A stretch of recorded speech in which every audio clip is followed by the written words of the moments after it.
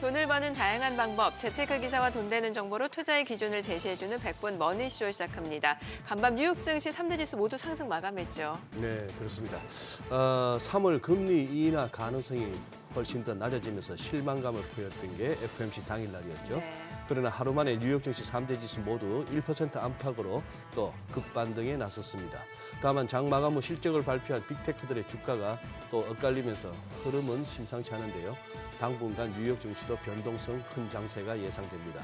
우리 증시는 어제도 양시장이 엇갈린 모습을 보였는데요. 네, 그렇습니다. FOMC 결과 때문에 좀 변동성이 확대될 것으로 예상이 됐습니다만 어제 2월 첫 거래 코스피는 오히려 2,500선이 회복이 됐고요. 코스닥보다는 코스피 중심으로 거래 대금이 지금 증가가 되고 있습니다. 과연 또 오늘은 어떤 흐름을 나타내는지 증시타임에서 확인해 보겠습니다. 부동산 일시 대책 발표 이후 정부가 후속 대책을 잇따라 내놓고 있죠. 하지만 아직까지는 또 이렇다 할 효과는 보이지 않고 있는 상황이죠. 네, 그렇습니다. 하지만 청약 비수기인 2월에 대규모 청약 소식도 기다리고 있고요. 전세 대출 갈아타기도 시작됐다고 합니다. 지금 꼭 필요한 부동산 소식 파워머니에서 자세히 살펴보겠습니다. 네, 지금 보고 계신 머니쇼 유튜브에서도 라이브로 시청 가능하니까요. 많은 시청 부탁드립니다. 자, 그럼 먼저 빠르게 돌아가는 글로벌 증시 상황부터 정리해 볼까요? 도지은 아나운서 소식 전해주시죠. 굿모닝 마켓입니다. 이번 FOMC에서 자주 언급됐던 단어는 바로 자신감입니다. 2월은 이 자신감을 찾기 위한 여정이 될 것 같은데요. 그 속에서 금리 인하 타이밍을 위한 연준과 시장의 힘겨루기는 계속될 예정인데 간밤에는 빅테크 기업의 실적 발표에 대한 기대감으로 반등이 이어졌습니다. 3대 지수는 하루 만에 상승으로 마감했습니다. S&P 500은 1.25% 상승했고 다우지수도 0.97%, 나스닥도 1.30% 오르면서 하루 만에 반등 성공합니다. 자세한 종목별 흐름 보시면 M7을 포함한 기술주들 흐름이 좋았습니다. 실적 발표 앞두고 애플이 1.33% 올랐고 마이크로소프트도 1.56%, 엔비디아도 2% 넘게 올랐습니다. 반도체주 안에서는 참고로 퀄컴이 4분기 어닝 서프라이즈 기록했지만 아쉬운 올해 전망 전하면서 5% 가까이 하락했습니다. 6위부터 10위도 보시면 메타도 1.19% 상승했고요. 테슬라도 0.84% 상승 마감했습니다. 이번 FOMC 회의에서 파월 연준 의장은 현재 경제 상황에 대해서 긍정적으로 평가함과 더불어서 더 큰 자신감을 위해서는 더 많은 데이터가 필요하다고 강조했는데요. 특히 그동안 미 연준은 탄탄한 고용 시장이 물가 리스크의 가장 큰 위험 요소 중 하나라고 강조했지만 파월 의장은 고용 시장 수급 불안, 즉 고용 시장이 재균형되고 있다고 긍정적으로 언급했습니다. 실제로 지난 31일에 발표된 1월 ADP 취업자 수와 고용 비용 지수는 모두 시장 예상치를 하회하는 결과를 보였습니다. 연준이 데이터가 필요하다고 했으니 발표된 지표들을 좀 살펴보면 계속해서 좀 살펴보면 지난 한 주간 신규로 실업보험을 청구한 사람들의 수가 직전 주보다 증가했습니다. 일주일 이상 연속으로 실업보험을 청구한 사람의 수도 증가했습니다. 관련돼서 고용시장이 식어간다는 데이터는 계속해서 나오고 있고 한편 제조업황은 다행히 개선되는 흐름 나타냈습니다. 1월 제조업 구매관리자 지수가 50.7로 최종 집계됐는데 전월치와 예비치보다도 높은 수치입니다.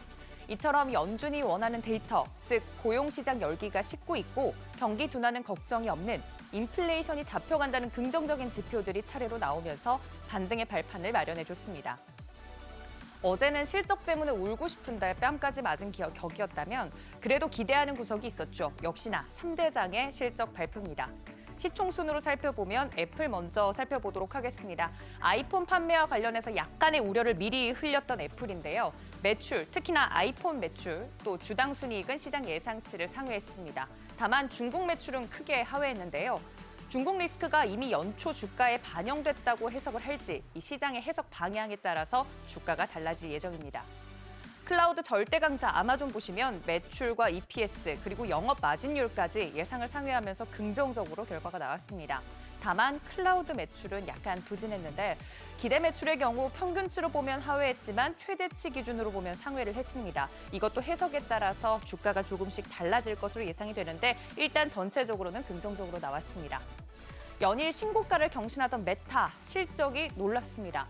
매출과 주당 순이익이 좋게 나온 건 물론이고 1분기 기대 실적도 시장 예상을 완전히 뛰어넘었습니다. 여기에 속보로 자사주 500억 달러를 산다는 소식과 또 첫 배당 소식까지 전해지면서 주가 상승 기대감을 더 키워가는 모습입니다.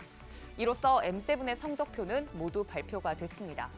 M7의 성적을 계속해서 강조드렸던 이유, 연초에 금리 인하 기대감이 낮아지면서 기업의 실적, AI 모멘텀으로 시장이 올랐기 때문인데요.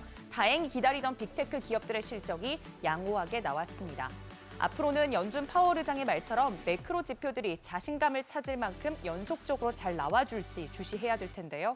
내일은 또 중요한 인플레이션 관련 지표 발표가 예정되어 있습니다. 이 부분까지 반드시 챙겨보셔야겠습니다. 굿모닝 마켓이었습니다.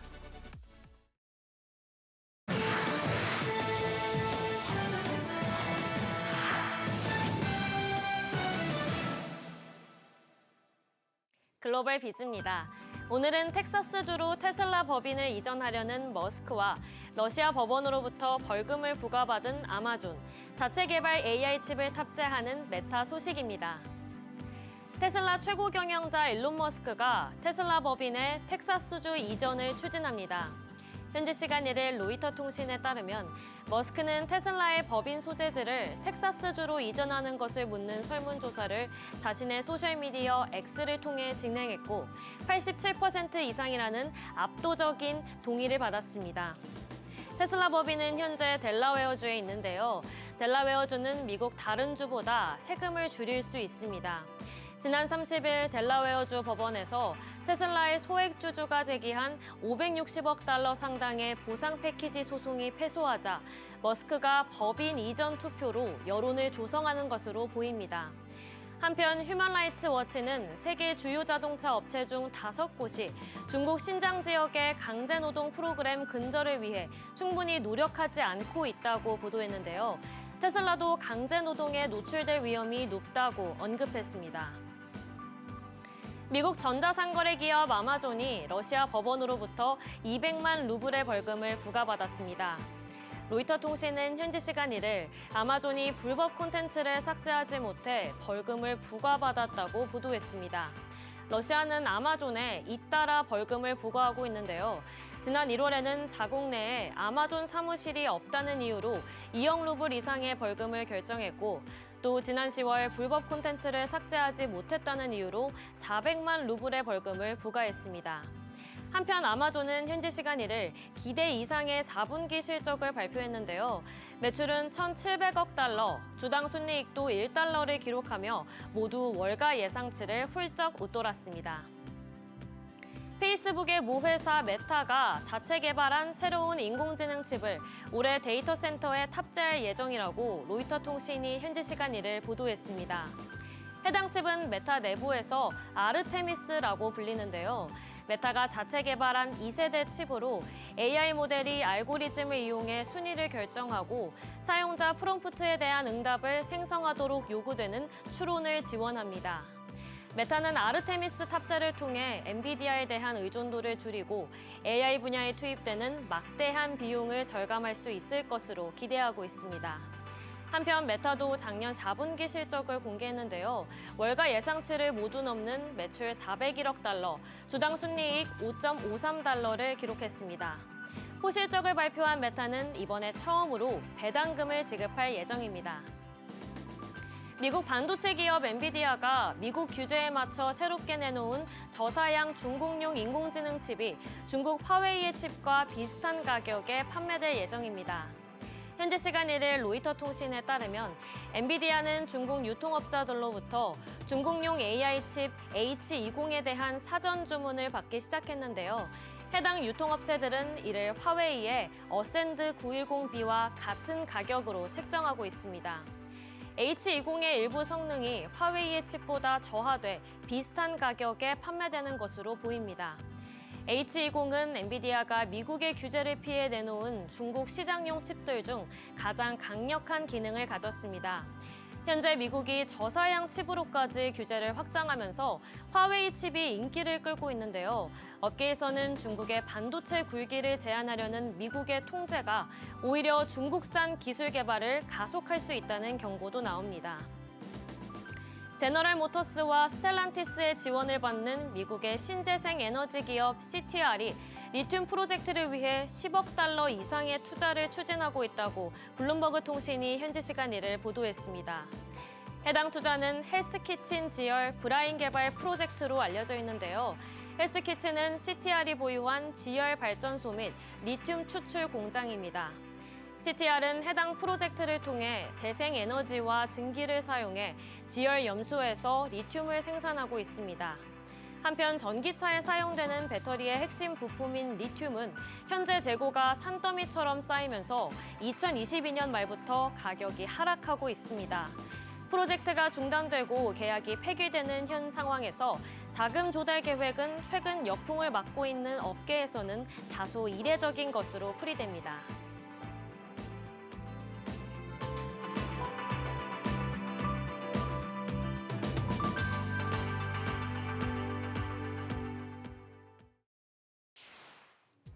어제장 이슈가 있었던 업종 알아보는 기업 이슈 시간입니다.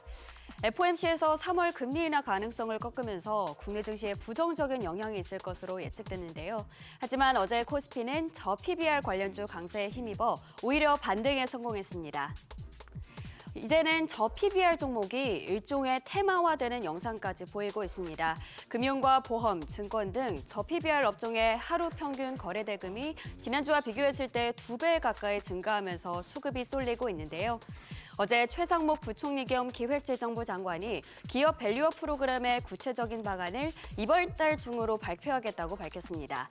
이렇게 정부의 저평가 주식 해소에 대한 적극적인 움직임에 어제도 저PBR 관련주가 화답했는데요.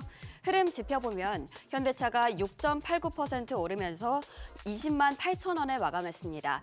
기아는 3.3% 오르면서 장중 52주 신고가를 경신했고요. 흥국화재는 상한가를 찍었고 삼성물산의 경우 자사주 소각을 통한 주주 환원 계획을 구체적으로 발표하면서 7% 넘게 상승했습니다. 이외에도 증권과 은행, 보험 관련주가 일제히 오름세를 보였습니다. 두 번째 기업 이슈는 체코 신규 원전 수주 2파전, 원자력 발전 관련주 들썩입니다. 체코의 신규 원전 사업 입찰을 두고 한국과 프랑스가 결승전에 올랐습니다. 현지 시간으로 31일 외신에 따르면 체코 정부는 한국수력원 원자력과 프랑스 전력공사에 입찰을 요청했습니다. 미국 원전 기업 웨스팅하우스는 탈락하게 됐는데요. 체코 정부가 기존 계획보다 원전 3기를 추가하면서 한수원이 총 4기 수주에 성공할 경우 30조 원 상당의 성과를 올릴 것으로 기대됩니다. 오는 6월에 우선 협상 대상자가 발표될 예정인데 정부는 올해 원전 예산을 대폭 확충하면서 체코 원전 수준에 최선을 다하겠다고 밝혔는데요.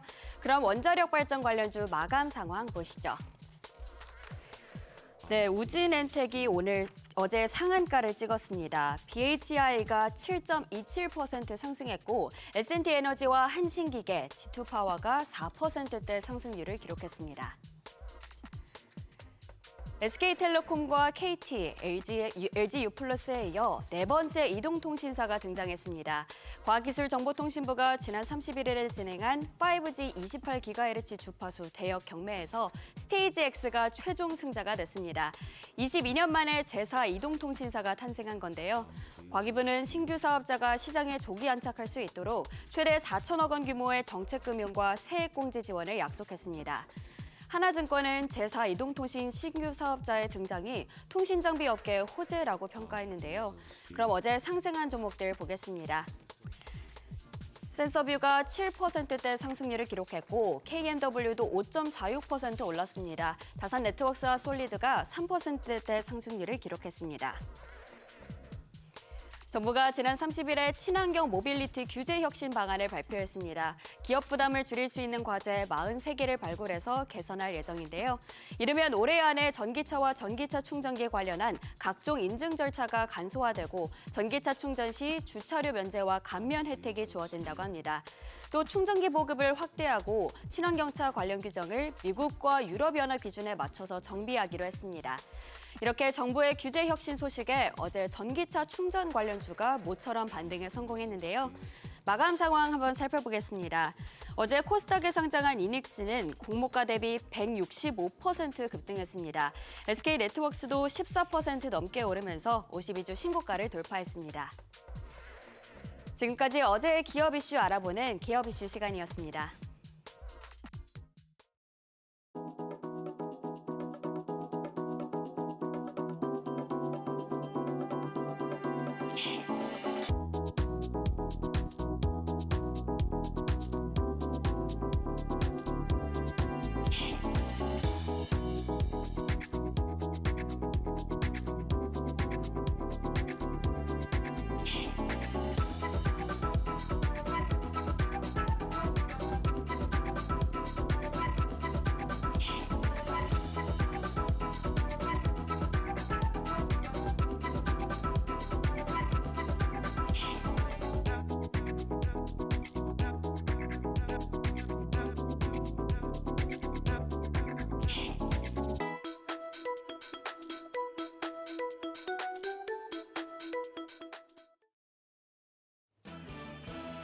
코스피가 미국 쪽 악재를 무시하고 2월의 첫 거래일 초강세로 마감했습니다.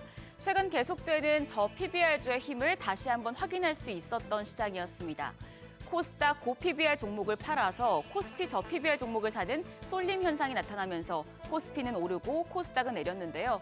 빅테크 실적 호조 영향을 받아 우리 증시가 오늘 또 한번 상승세를 이어갈 수 있을지 일단 어제장부터 복귀하시죠. 코스피가 1.82% 올라 2,540.46포인트에 마감했습니다. 15거래일 만에 2,540선 탈환에 성공했고요. 반면 코스닥은 약보합으로 798.73에 마감해 800선을 회복하지 못했습니다. 어제 외국인이 코스피에서 높은 강도로 매수를 하며 지수를 끌어올렸습니다. 매매 동향을 보면 외국인이 1조 452억 원 순매수, 기관도 2,263억 원 매수 우위였지만 개인 투자자가 1조 2,084억 원 팔자세를 보였습니다. 코스닥 시장에서도 외국인은 1,313억 원 순매수했고 여기에 더해서 개인 투자자도 542억 원 매수 우위 보였습니다. 기관만 1,678억 원 순매도하면서 장을 마쳤습니다. 시가총액 상위 종목을 보면 유가증권 시장에서 자동차 대표주가 강했습니다. 자동차 수출이 역대 1월 실적 중 1위를 달성한 데다 저PBR주로 매수세가 몰렸기 때문인데요. 그래서 현대차가 6.89% 올라서 종가 20만 8천 원, 시총 6위에 다시 올랐고 기아도 3.3% 강세로 10만 6,300원에 장을 마쳤습니다. 한편 시가총액 1위 삼성전자도 1.24% 상승해서 종가는 7만 3,600원이었습니다. 또 오랜만에 코스닥 2차전지 대표주가 반등에 성공했습니다. 에코프로비엠과 에코프로가 6% 넘게 올랐습니다. 4거래일 만에 반등이었고요. 여기에 더해서 엔캠이 10.58% 올라 18만 800원, 레인보우 로보틱스가 6.1% 올라 15만 2,900원에 장을 마쳤습니다. 환율은 FOMC 결과를 소화하며 하락했습니다. 2원 80전 내린 1,331원 80전에 거래를 마쳤습니다. 시장에 저PBR주 광풍이 불고 있습니다. 기업 밸류업 프로그램이 다음 달 하순쯤 유가증권 시장 전체 상장사와 코스닥 상장사 150곳에 적용됩니다. 기업 밸류업 프로그램 적용까지 저PBR주가 테마 형태로 시장을 계속 끌고 갈 것이란 전망이 나옵니다. 증권가에서는 단순히 PBR이 낮은 기업이 아니라 한 발 더 나아가서 주주 환원 정책을 기대할 수 있는 종목들을 선별해야 한다고 계속해서 강조하고 있는데요. 하나증권은 장기적으로 봤을 때 테마가 아닌 실적이 성장하는 기업들에 대한 투자가 확대될 것으로 기대한다고 밝혔습니다. 또 IBK투자증권은 지주사의 가치 상승이 기대된다고 밝혔습니다. 지주사가 배당을 적극적으로 시행할 가능성이 높고 종속회사들이 자사주 소각을 진행할 경우 지분율 상승이 수반되고 또 순자산 가치의 디스카운트 요인이 완화될 가능성이 높다는 이유에서인데요. 현대지혜폴딩스와 롯데지주를 주목한다고 제시했습니다. 지금 월간 수익률로 봤을 때 저PBR주 중에서도 은행과 증권주 같은 경우에 지난달에 워낙 많이 올랐기 때문에 이 금융주가 계속 갈 수 있을까에 대한 우려의 목소리도 나오고 있는데요. KB증권은 금융주 주가가 추가적으로 더 오르더라도 주가 상승에는 추격 매수보다는 비중 조절로 대응할 것을 권고한다고 밝혔습니다. 주주 환원율의 상승폭이 2023년 대비해서 축소될 가능성이 높고요. 자산 건전성 관련 불확실성이 존재하는 상황이라 빠른 주주 환원율 제고에 제약 요건이 될 것으로 예상되기 때문이라는데요. 그나마 이제 자본 비율 측면에서 여유가 존재하고 ROE를 감안한 PER을 비교했을 때 밸류에이션 매력도가 상대적으로 높은 종목으로는 하나금융과 DB손해보험을 제시했습니다. 저PBR주가 시장 전반에 부는 훈풍이라면 다음 주까지 테마성 재료로는 애플의 비전 프로 이슈가 있습니다. 애플 비전 프로가 현지 시간으로 2월 2일 내일 출시되는데요. 비전 프로의 사전 예약 후 출하량 전망이 50만 대로 크게 늘어나면서 기대감이 커지는 가운데 삼성전자의 XR 헤드셋 출시 기대감도 더해지며 가상현실과 증강현실 관련주의 수혜가 예상되고 있습니다. 삼성증권에서 관련주로 정리한 종목들입니다. 삼성양 XR 메인 기판을 개발 중인 인터플렉스, 또 카메라용 FPCB 설계 제작 기업인 유플렉스를 비롯해서 라운텍과 나무가, 하이비전 시스템, 롯데정보통신, 포바이포, 자이언트 스텝이 관련주로 분류되는데요. 비전 프로와 관련해서 이 부분도 체크하시면 좋겠습니다. 그럼 한 주의 마지막 거래일 금요일장도 머니쇼와 함께 대응하세요. 지금까지 어제장 오늘장이었습니다.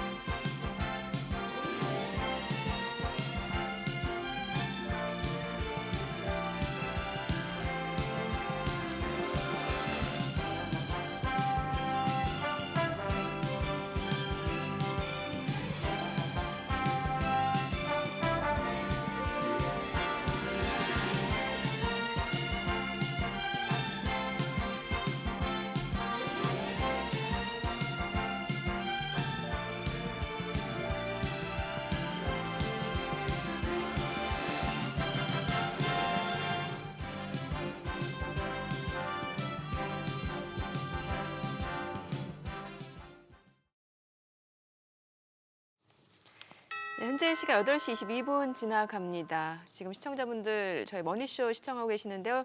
머니쇼 유튜브 라이브에서도 시청 가능합니다. 뭐 댓글 참여도 실시간 가능하니까요. 많은 참여 부탁드립니다. 네. 네, 우리 소장님도 출근하시다가 또 TV 끄고 아쉬운 거 유튜브로 얼마든지 같이 해주시면 그게 좋죠. 핵심 포인트네요. 그렇죠? 소장님도 실시간 댓글 종종 확인하시잖아요. 예, 그걸 보면서 지금 놓치는 게 뭐가 있는가, 또 우리가 뭐 잘못 얘기한 거 있는가, 그것보다도 실시간 댓글이나 실시간 댓글창의 모습이나 어떤 올라가는 영상에 올려주는 댓글들이 네, 시장 분위기 파악하는데 저는 꽤나 유용합니다. 그럼요. 개인 투자자들의 심리가 다 심리가 다 녹아들고 보이죠. 있어서 특히나 어떤 쏠림이 네. 어느 쪽이든 과할 때 댓글에서 영향이 많이 감지가 되죠. 그렇죠. 분위기를 알 수가 있죠. 그렇습니다. 자, 어제 이제 2월 첫 거래일이었는데 코스피 네. 출발이 또 굉장히 좋았어요. 단숨에 2,540선까지 회복이 됐고 네. 코스닥은 아직은 조금 불안한 심리들이 좀 반영이 되는 것 같고 간밤 뉴욕 증시는 또 3대 지수 모두 올랐어요. 그러니까요. 예. 예. 뭐 어제 제가 그냥 저도 모르게 툭툭 던진 말 중에 두 개는 제가 생각해도 기특하더라고요. 어떤 말이었어요? 1월에 맞을 매 다 맞았나? 아, 그 얘기하고 예. 뉴욕장이 많이 빠졌다고 오늘 같은 날 풋옵션 매수로 대응하다가는 어지간하면 안 매겨줄 거다 했는데 안 매겨주는 게 아니라 아예 거들을 내버리네요. 그렇죠. 어제는. 코스피가 그렇게 코스피 같은 올라갔는데요. 경우는. 예. 예.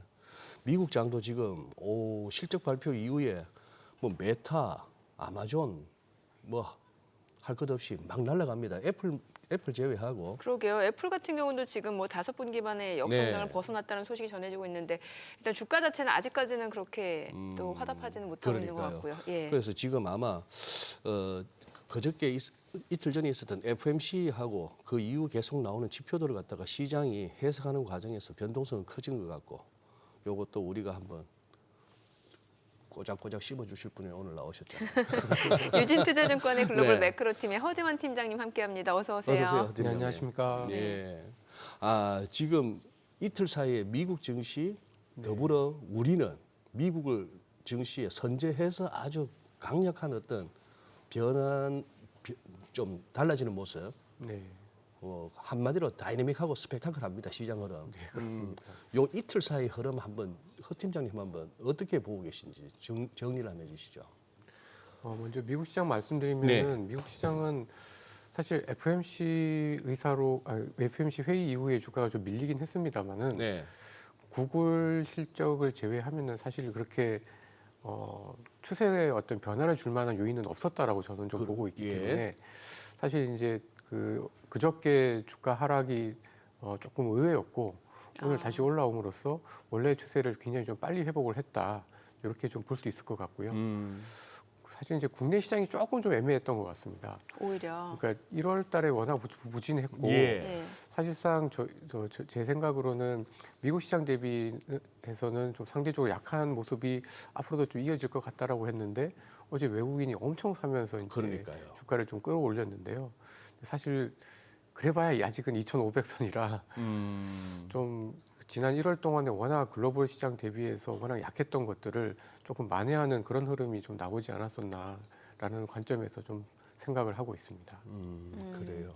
그럼 이번 첫 FMC는 어떻게 보셨나요?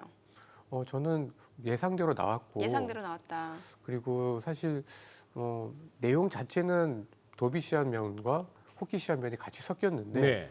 3월에 안 한다라는 얘기 말고는 대체로 보면은 굉장히 시장에는 긍정적이었던 내용들이 많았던 것 글쎄. 같습니다. 예. 그리고 제가 주목해서 본 네. 거는 그 파월 의장이 이제 좀 자주 쓰는 단어를 보면은 예. 거기에 이제 강조점이 있다는 그렇죠. 것이 있는데 네.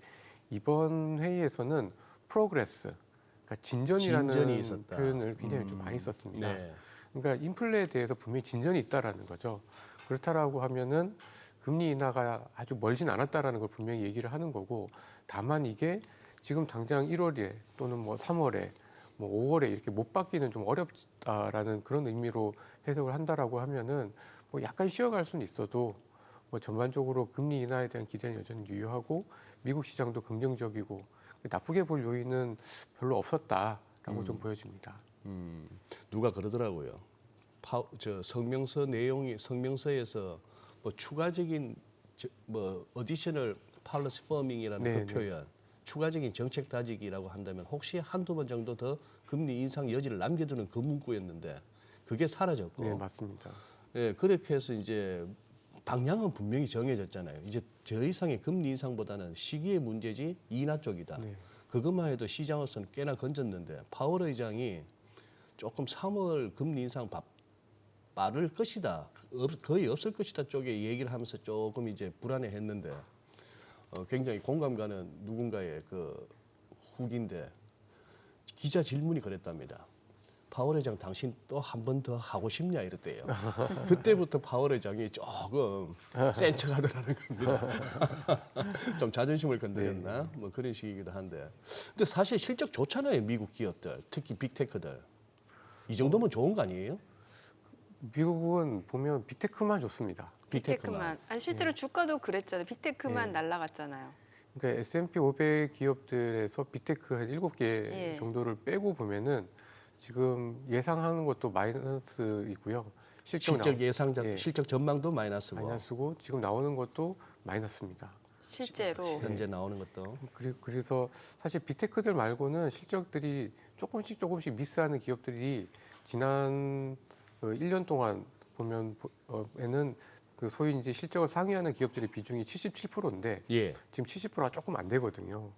그러니까 그 얘기는 실적을 하회하는 기업들이 다른 분기보다 좀 많다라는 거고 또 실제로 미국의 빅테크들을 빼면은 실적이 아주 좋지는 않습니다. 그러니까 이번 분기에는 분명히 플러스로 좀 돌지 않을까라는 생각을 좀 했는데 빅테크들은 확실히 이제 좀 좋아지는 모습들이 좀 나오고 있는데 나머지 기업들은 아직은 그렇지가 못하다 보니까 전반적으로 좀 미국 시장이 좋다라고 얘기하기보다는 미국 시장 내에 빅테크만 좋다라고 얘기하는 게 좀 더 정확한 표현인 것 같고요. 네. 또 미국 빅테크 내에서도 지금 약간 엇갈리잖아요. 네. 애플은 안 좋고 테슬라 안 좋고 그러게요. 뭐 구글도 이렇게 썩 좋지는 않고 근데 또 나머지 뭐 엔비디아라든가 뭐 메타라든가 이런 주식들은 또 엄청 좋은 편이고 네. 그래서 좀 저희 한국과 미국도 주식 시장이 굉장히 좀 엇갈리는데 미국 내에서도 시장 내에서의 산업별로 또는 업체별로 차별화가 엄청 심한 것 같습니다. 예. 그래요. 그러면 경기 지표 자체는 어때요? 지금 사실 간밤 뉴욕 증시가 많이 오른 걸 두고 고용 지표가 조금 둔화되고 있기 때문에 네. 이게 시장에서는 호재로 받아들인다라는 해석들이 나오는 거잖아요. 네, 그렇습니다. 그러니까 사실 실업 그 청구 건수가 20만 건 정도면 예. 아주 양호한 거죠. 그러니까. 굉장히 예, 양호한 예, 겁니다. 예, 예. 근데 이제 조금씩 이제 늘어나다 보니까 이게 결국은 파월 의장이 3월에 안 한다고 얘기는 했지만 5월에는 하지 않겠느냐. 뭐 이런 기대들의 확신을 좀 준 걸로 좀 보여지고요.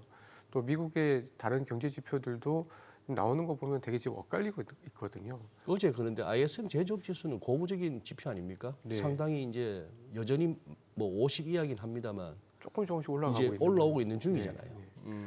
근데 그런 거 보면은 이게 미국은 제조업 경기는 약간 돌아설거나 충분히 연착륙 할 수가 있고 금리는 어쨌든 더 이상 인상보다는 인하 쪽의 방향이고 이러면 뭐 다 좋은 양방에서 다 좋은 거죠. 네.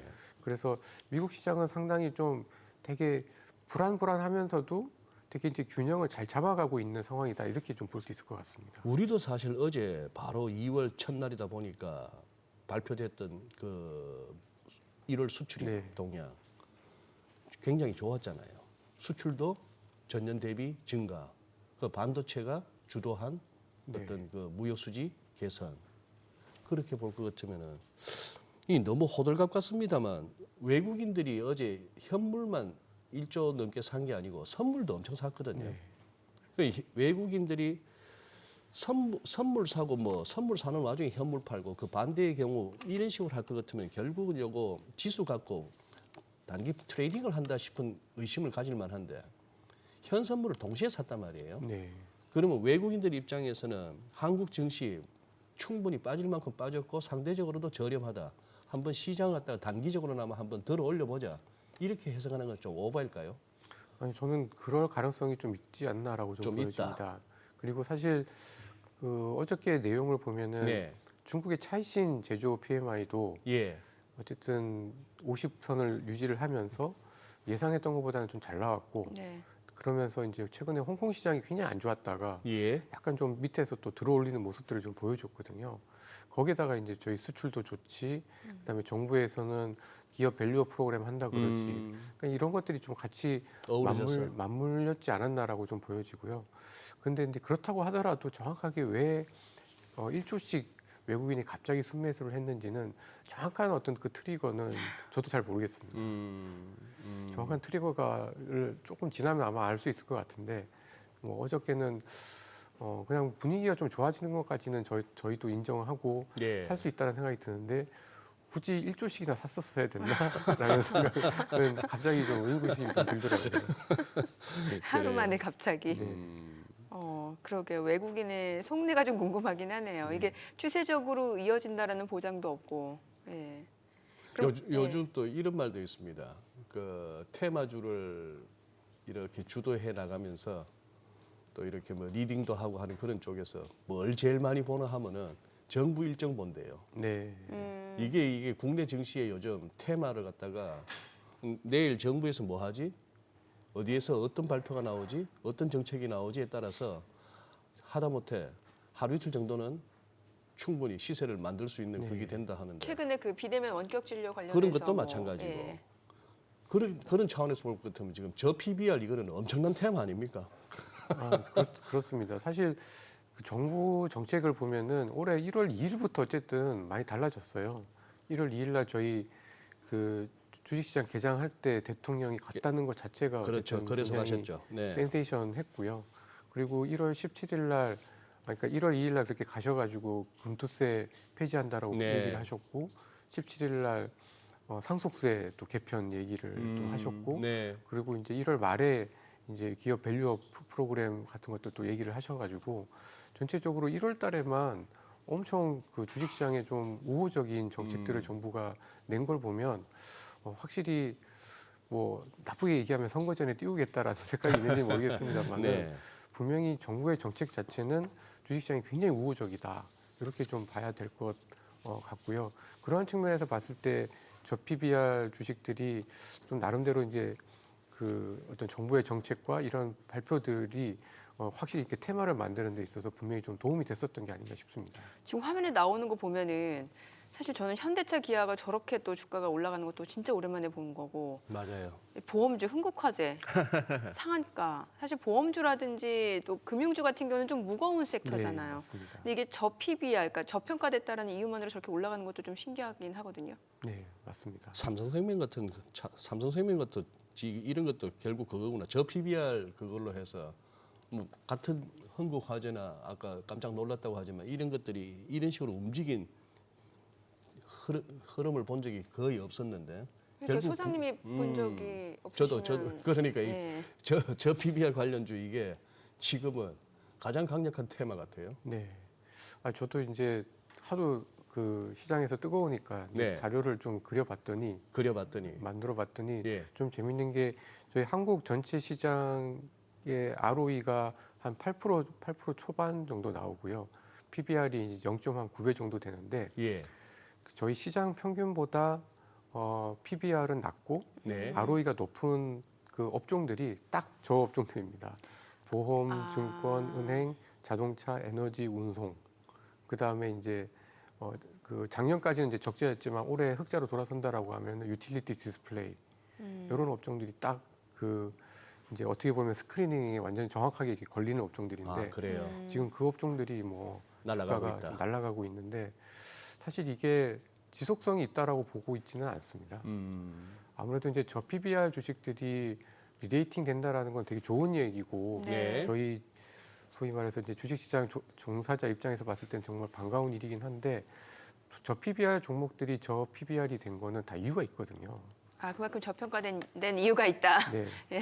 그리고 특히 이제 PBR이 낮다라는 거는 기존의 자산들에 대해서 경영진이 충분히 잘 활용하고 있지 못하다라는 반증이기 때문에 네. 사실은 이제 저 PBR 주식들은 계속해서 저 PBR이 가능성이 굉장히 좀 높습니다. 물론 이제 현대차나 기아차 같은 자동차는 좀 다르죠. 실적이 어쨌든 네. 나오니까 좀 다른 얘기인데 사실 이제 보험이나 이런 주식들이 올라가는 거, 증권주가 올라가는 거는 지금 주식시장이 올랐으니까 그렇게 네. 이해가 할 수 있는 측면들이 예. 있는데 보험주가 올라가는 거는 금리도 지금 떨어지고 있는 상황에서 잘 이해가 되지 않는 부분들이 분명히 있습니다. 그래서 저는 뭐 지금 테마인 거는 분명한데 이게 정말 지속성이 있을 거다라고는 보고 있지 않고요. 그리고 실제로 일본의 사례를 많이 비교를 하잖아요. 네. 근데 일본의 사례는 좀 독특합니다. 그러니까 일본은 저희처럼 저 PBR 주식도 올랐지만 예. 고 PBR 주식이라고 해서 빠지진 않았습니다. 음. 저희는 코스피는 오르고 코스닥은 떨어지잖아요. 예. 그러니까 이게 좀 차이가 분명히 있고요. 그리고 결국에 일본 시장에서도 제일 큰 테마는 저 PBR도 맞긴 맞는데 저 PBR이면서 작년에 이제 인플레가 올라갈 때 네. 가격을 전가해서 실적이 좋아질 수 있는 업종들이 많이 올랐습니다. 예를 들면 어떤 예를 들면 섹터? 상사 같은 주식들, 아. 그다음에 해운, 그다음에 철강, 그다음에 이제 반도체 장비, 예. 뭐 그다음에 자동차도 사실 이제 같이 올랐고요. 예. 그래서 어떻게 보면 되게 유사한데 유사합니다. 저희 일본 시장이 올라갔던 모습이랑 지금 한국 시장이 올라가는 모습이랑 되게 좀 유사한데 무조건 저 PBR이라고 해서 다 올랐던 건 아닙니다. 그러니까 일본의 은행주들은 잘 안 올랐거든요. 그래서 그런 걸 보면은 조금 다른 측면들이 있고 결국은 실적이 낮으면 실적이 되면서 저 PBR 주식들이 되는 업종들이 상대적으로 굉장히 좀 강했다. 이렇게 좀 볼 수 있을 것 같습니다. 그럼 우리나라에서 지금 시세를 내고 있는 이 저 PBR 관련주 내에서는 뭐 자동차라든지 운송을 제외하고는 다 저평가되는 이유가 있다라고 네. 보시는 거고 네. 시세 연속을 좀 기대하기는 쉽지. 않을 거다라고 않다. 저는 좀 보고 있습니다. 그래요. 아까 말씀하셨던 그 저 PBR 관련해서 한번 자료를 만들어 보셨다고 하면서 손가락 짚으면서 말씀해 주셨잖아요. 네. 스크리닝 해보니까 여기 딱 갈만한데 가고 있다고. 네. 그 자료 아끼지 마시고 아, 네. SBS 비즈 오실 때 갖고 오세요. 아, 네. 딱 보여주시면 한눈에 그냥. 네. 근데 지금 여기 일본이나 미국 같은 경우에 여기서 말이죠. 요 정도 조정을 끝내고 요 정도로 조정을 끝내고 일본도 마찬가지입니다만 다시 이제 2월 이후에 계속해서 고점을 높여 나간다. 이쯤 되면은 뭐 펀더멘털로는 설명이 가능할지는 모르겠고 유동성 측면에서도 그럴 만한 어떤 뒷배경이 있다 손 치더라도 사실 이렇게 기술적으로는 보면은 좀 과열 국면이 계속 네. 이어진다라는 생각을 좀 피하기 어렵거든요. 네. 그렇지만 또 시장은 또 빠질 때든 오를 때든 항상 또 생각 이상으로 과열 양상을 보일 때도 있고 여기서 한번 버블장 한번 만들 수 있을까요? 저도 그게 올해 상반기에 가장 큰 리스크이자 기회이자. 기회이자 리스크라고 좀 생각을 좀 하고 있는데요. 네. 제가 봤을 때그 미국에서 발표하고 있는 뭐 금융 완화 지수라는 것들이 있잖아요. 금융 완화 지수. 예, 네. 그러니까 그만큼 얼마만큼 이제 유동성이 많이 풀렸는지 또는 신용 스프레드 그 위험 선호도를 나타내는 신용 스프레드가 얼마나 축소돼서 그만큼 이제 위험 자산에 대한 선호도가 높은지를 보여주는 이런 지표들을 보면은 조금 과하게 완화되어 있는 건 맞는 것 같습니다. 금융 환경이 완화돼 있다. 주식하기 좋은 네. 환경이다. 그러니까 어떻게 보면은 그 작년에 SVB 그 은행 사태 이후에 예. 미국 시장이 그 뱅크텀 프리미엄 그 퍼실리티라는 그 BTFP. 예, 네. 그 제도를 통해서 네. 유동성을 공급을 했잖아요. 예. 근데 그거로 풀려 있는 유동성이 계속 지금 금융기관들에게 남아 있는 걸로 좀 보여지고, 그다음에 좀 있으면 이제 QT도 이제 끝난단 말이에요. 끝나거나 끝내는 거를 이제 논의를 시작을 한다라는 거죠. 예. 그래서 그런 유동성 환경이 어쨌든 지금 시장 실제 이제 그 기업들의 어떤 실적이나 이런 거에 비해서는 주가에 굉장히 좀 우호적으로 좀 작용을 하고 있는 게 아닌가라고 좀 보여집니다. 그리고 제가 본 기사로 보면은 미국의 MMF 시장에 네. 거의 6조 달러가 그냥 놀고 아직도. 있다고 아. 있는데, 어. 쟁여 있다는 게. 예. 근데 이제 금리가 만약에 정말 떨어진다라고 하면 그 돈들이 나올 거잖아요. 그 돈들이 이제 주식으로 가든 이제 채권 시장으로 가든 가게 될 텐데 그러면은 네. 사실 한 번 더 남아 있는 거 아닌가라는 생각들을 좀 해볼 수 있을 것 같습니다. 한 번 더 남아 있다는 얘기. 주가 상승 랠리가. 랠리를 한 번 더 할 수 있는. 그래서 저도 기술적으로 봤을 때나 심리적으로 봤을 때 약간 2월 달에는 좀 쉬어가는 게 맞지 않을까라는 생각이 좀 들기도 하는데 이거는 정말 이렇게 합리적으로 봤을 때 합리적으로 봤을 때. 시장은 그렇고 시장은 늘 합리적으로 움직이는 건 아니었기 그렇죠. 때문에 조금 더 위로 봐도 되지 않을까라는 생각을 좀 개인적으로 좀 하고 있습니다. 일본은 어때요? 사실 1월달 일본 좋았잖아요, 네, 굉장히. 지금 뭐 1월 말 들어서 약간 조금 상승세가 좀 주춤하긴 했습니다만 뭐 여러 가지 이유들이 나오고 있는데 어떨까? 2월달에도 좀 일본 증시 계속 갈 수 있을 거라고 보세요? 일본은 그 1월 달에 이제 그 증권과 관련된 제도가 하나 변했지 않습니까? 예. 그러니까 일본의 그 ISA라고 볼 수 있는 NISA 제도를 통해서 일본 투자자들이 그 세금 혜택을 받을 수 있는 금액이 거의 2배 이상 늘어났습니다. 그러면서 지금 개인 자금들이 조금씩 들어오고 있거든요. 그리고 이제 작년하고 올해까지 지속된 엔저 때문에 기업들의 실적에 대한 기대치들이 계속 꾸준히 좀 높아지고 있어가지고 일본은 어떻게 보면 그런 개인 자금들이 주식시장을 끌어올린다라고 보면 약간 초반일 수도 있겠다는 생각을 좀 하고 있습니다. 아, 시세 분출 초반이다. 네, 지금 이미 이제 작년에도 주가가 좋았기 때문에 예. 약간 올라왔음에도 불구하고 끝이라고 보기는 어렵다라고 생각을 좀 하고 있고요. 그래서 여전히 지금 현재 유동성 측면에서 제일 좋은 시장은 미국과 일본이 아닌가라고 저는 좀 판단을 하고 있습니다. 그래요. 네. 저기 지금 얼핏 스쳐 지나간 저거 예상 체결지수 보면서 네네. 저는 자꾸 이렇게 참 묘하게 보이는 게 저 이른바 차트 포인트.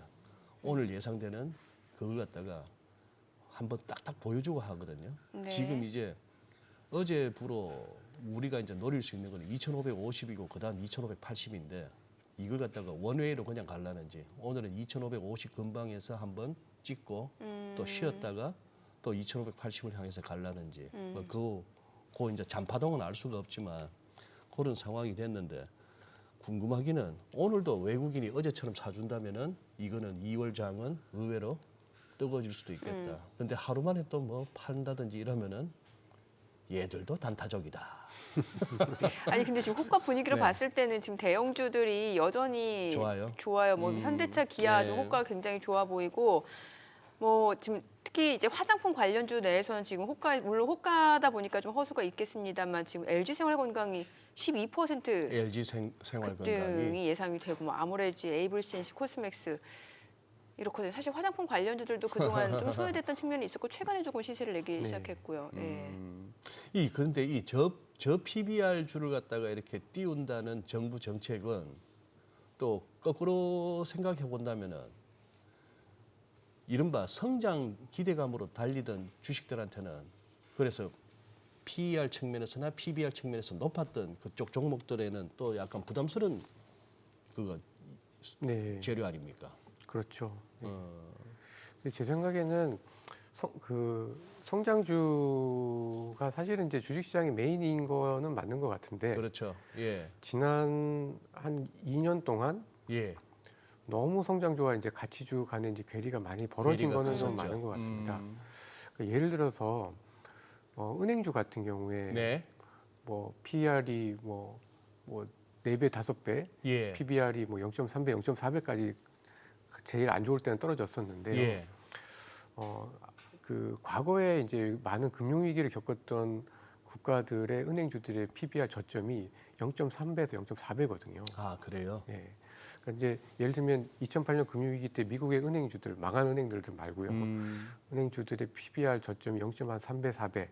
그다음에 2011년, 12년 유럽 재정 위기 때 유럽 은행들의 PBR 저점이 0.4배, 0.4배였기 때문에 그 정도 떨어지면은 사실은 웬만한 악재는 다 반영을 했다. 거의 망하기 직전까지의 어떤 위험은 반영을 했다라고 보면 지금 저희 한국의 금융주들은 사실 그 정도까지 떨어져 있는 상황이니까 뭐 최소한 한 0.5배, 0.6배까지 올라도 뭐라고 할 논리적인 근거는 사실 별로 없는 것 같습니다. 근데 이제 이런 상황에서 실제로 이제 미래 성장을 견인을 해야 되는 성장주들이 좀 타격을 받는 건 좀 맞는데 한국의 성장주들이 또 너무 예를 들면 작년 같은 경우는 2차 전지였고 그 전에는 또 뭐 예를 들면 바이오였고 이제 이러다 보니까 사실 조금 예를 들어서 저희가 이제 회기 분석상으로 봤을 때 어떤 예. 레인지에 비해서는 좀 아직도 조금 비싼 측면들이 좀 있긴 합니다. 그래서 그 괴리가 지금 조금씩 맞아지는 과정이기 때문에 오히려 저는 이런 과정 이후에 성장주들은 또 좀 괜찮지 않을까. 그러니까 오히려 합리적인 밸류에이션에서부터 또 다시 성장의 프리미엄을 반영할 수 있다라고 하면은 좀 더 멀리 오래 지속될 수도 있겠다라는 생각을 좀 해서 그렇게 나쁜 흐름으로 보고 있지는 않고요. 오히려 저 PBR 주식들의 지금의 어떤 시세 분출이 너무 이제 좀 짧게 끝날까봐 그게 조금 더 걱정인 것 같습니다. 예. 미증시 쪽에서도 기존에 갔던 주요 빅테크들, M7 이런 종목들이 더 갈 거라고 보시는 거고요. 그러니까 실적으로만 보면은 그럴 그렇게 좀 갈 수 있을 것 같고요. 그러니까 왜냐하면 올해 미국 경제가 작년보다 성장률이 떨어질 걸로 보고 있잖아요. 그렇죠. 그러니까 매출이 떨어진다라는 거죠. 매출이 떨어지는 상황에서 이익을 낼 수 있는 기업들은 대부분 가격 경쟁력이 굉장히 센 기업들만 이익을 낼 수가 있습니다. 네. 그러니까 그런 기업들이 대표적인 게 이제 빅테크인 거죠. 아, 그래서 사실은 이제 일반 그냥 경기와 전통 경기 민감한 업종들의 주가는 사실 잘 재미가 없거나 올라가는데 한계가 있는 게 저는 지금 기본적으로 성장이 둔화가 되고 있다라고 보고 있고요. 이런 상황에서는 확실히 이익을 낼 수 있는 성장주들이 좋을 수 있고 한국도 이제 그런 상황인데 지금 한국은 이제 약간 그런 괴리를 맞춰 나가는 과정들이 한두 달 정도 바짝 좀 진행되고 있는 게 아닌가라고 보고 있습니다. 그래요. 그러면은 사실 이제 성장 섹터라고 하면은 국내 증시 쪽에서는 이제 뭐 반도체라든지 2차 전지 이런 쪽 볼 수 있는 거잖아요. 네네. 특히 코스닥 같은 경우는 2차 전지가 차지하는 비중이 좀 워낙 높다 보니까 소외됐던 코스닥 같은 경우도 조금 2월 넘어서고 나서는 조금 시세가 좀 이어질 수 있다라고 보세요. 네, 그렇습니다. 근데 2차 전지나 이제 전기차 같은 경우에는 확실히 이제 테슬라 영향을 좀 많이 받고 있는 것 같고요. 테슬라가 사실 지난 2년 전 2022년 1월에 미국 주식시장이 사상 최고치를 찍었을 때보다도 지금 반토막 나 있거든요. 네. 그러니까 좀 많이 떨어지기도 많이 떨어졌고, 근데 아직까지 뉴스 플로우상, 그다음에 전기차 시장의 어떤 회복을 좀 기대하기는 좀 어려운 상황인데다가 그래요. 가장 큰 적이 있죠.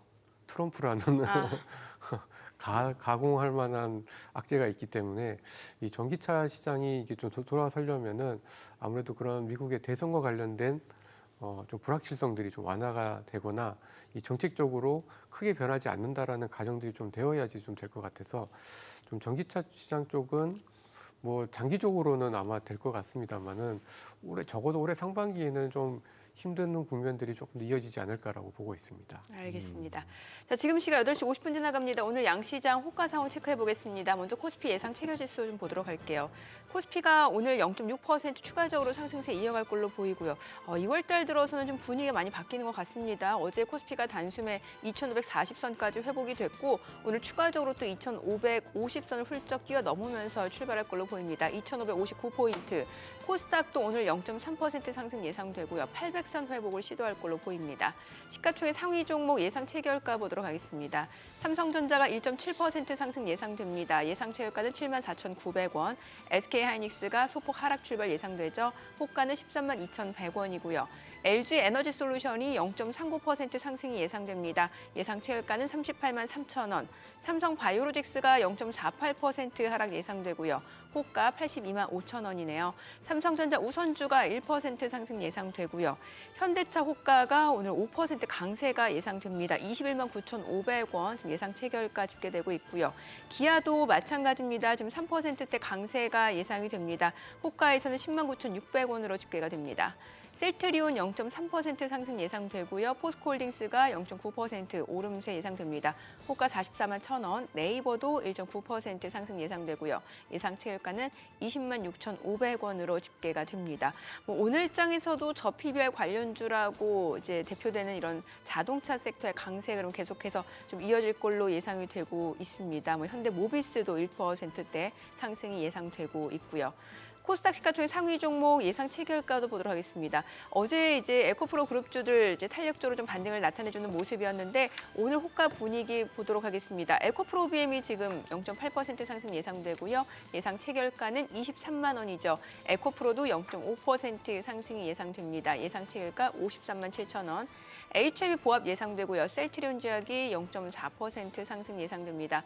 예상 체결가 101,300원. 알테오젠이 3.6% 강세 예상되고요. 호가 74,000원으로 집계가 됩니다.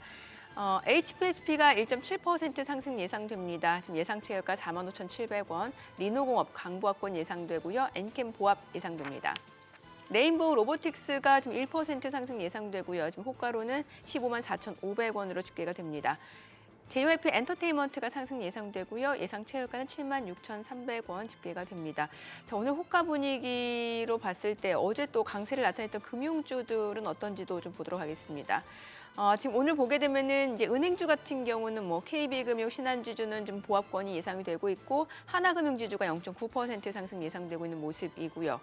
오히려 뭐 보험주들 시세가 조금 더 탄력적으로 이어지는 상황이었는데 오늘 하나생명이 2% 강세가 예상되고요. 지금 호가는 3,440원 그리고 흥국화재 어제 상한가 기록을 했는데 오늘 또 10% 호가에서 강세가 예상되고요. DB손해보험도 1.7% 상승 예상됩니다. 그밖에 재보험사죠. 코리안리도 1% 강세가 예상되고요. 삼성화재도 0.8% 상승이 예상됩니다.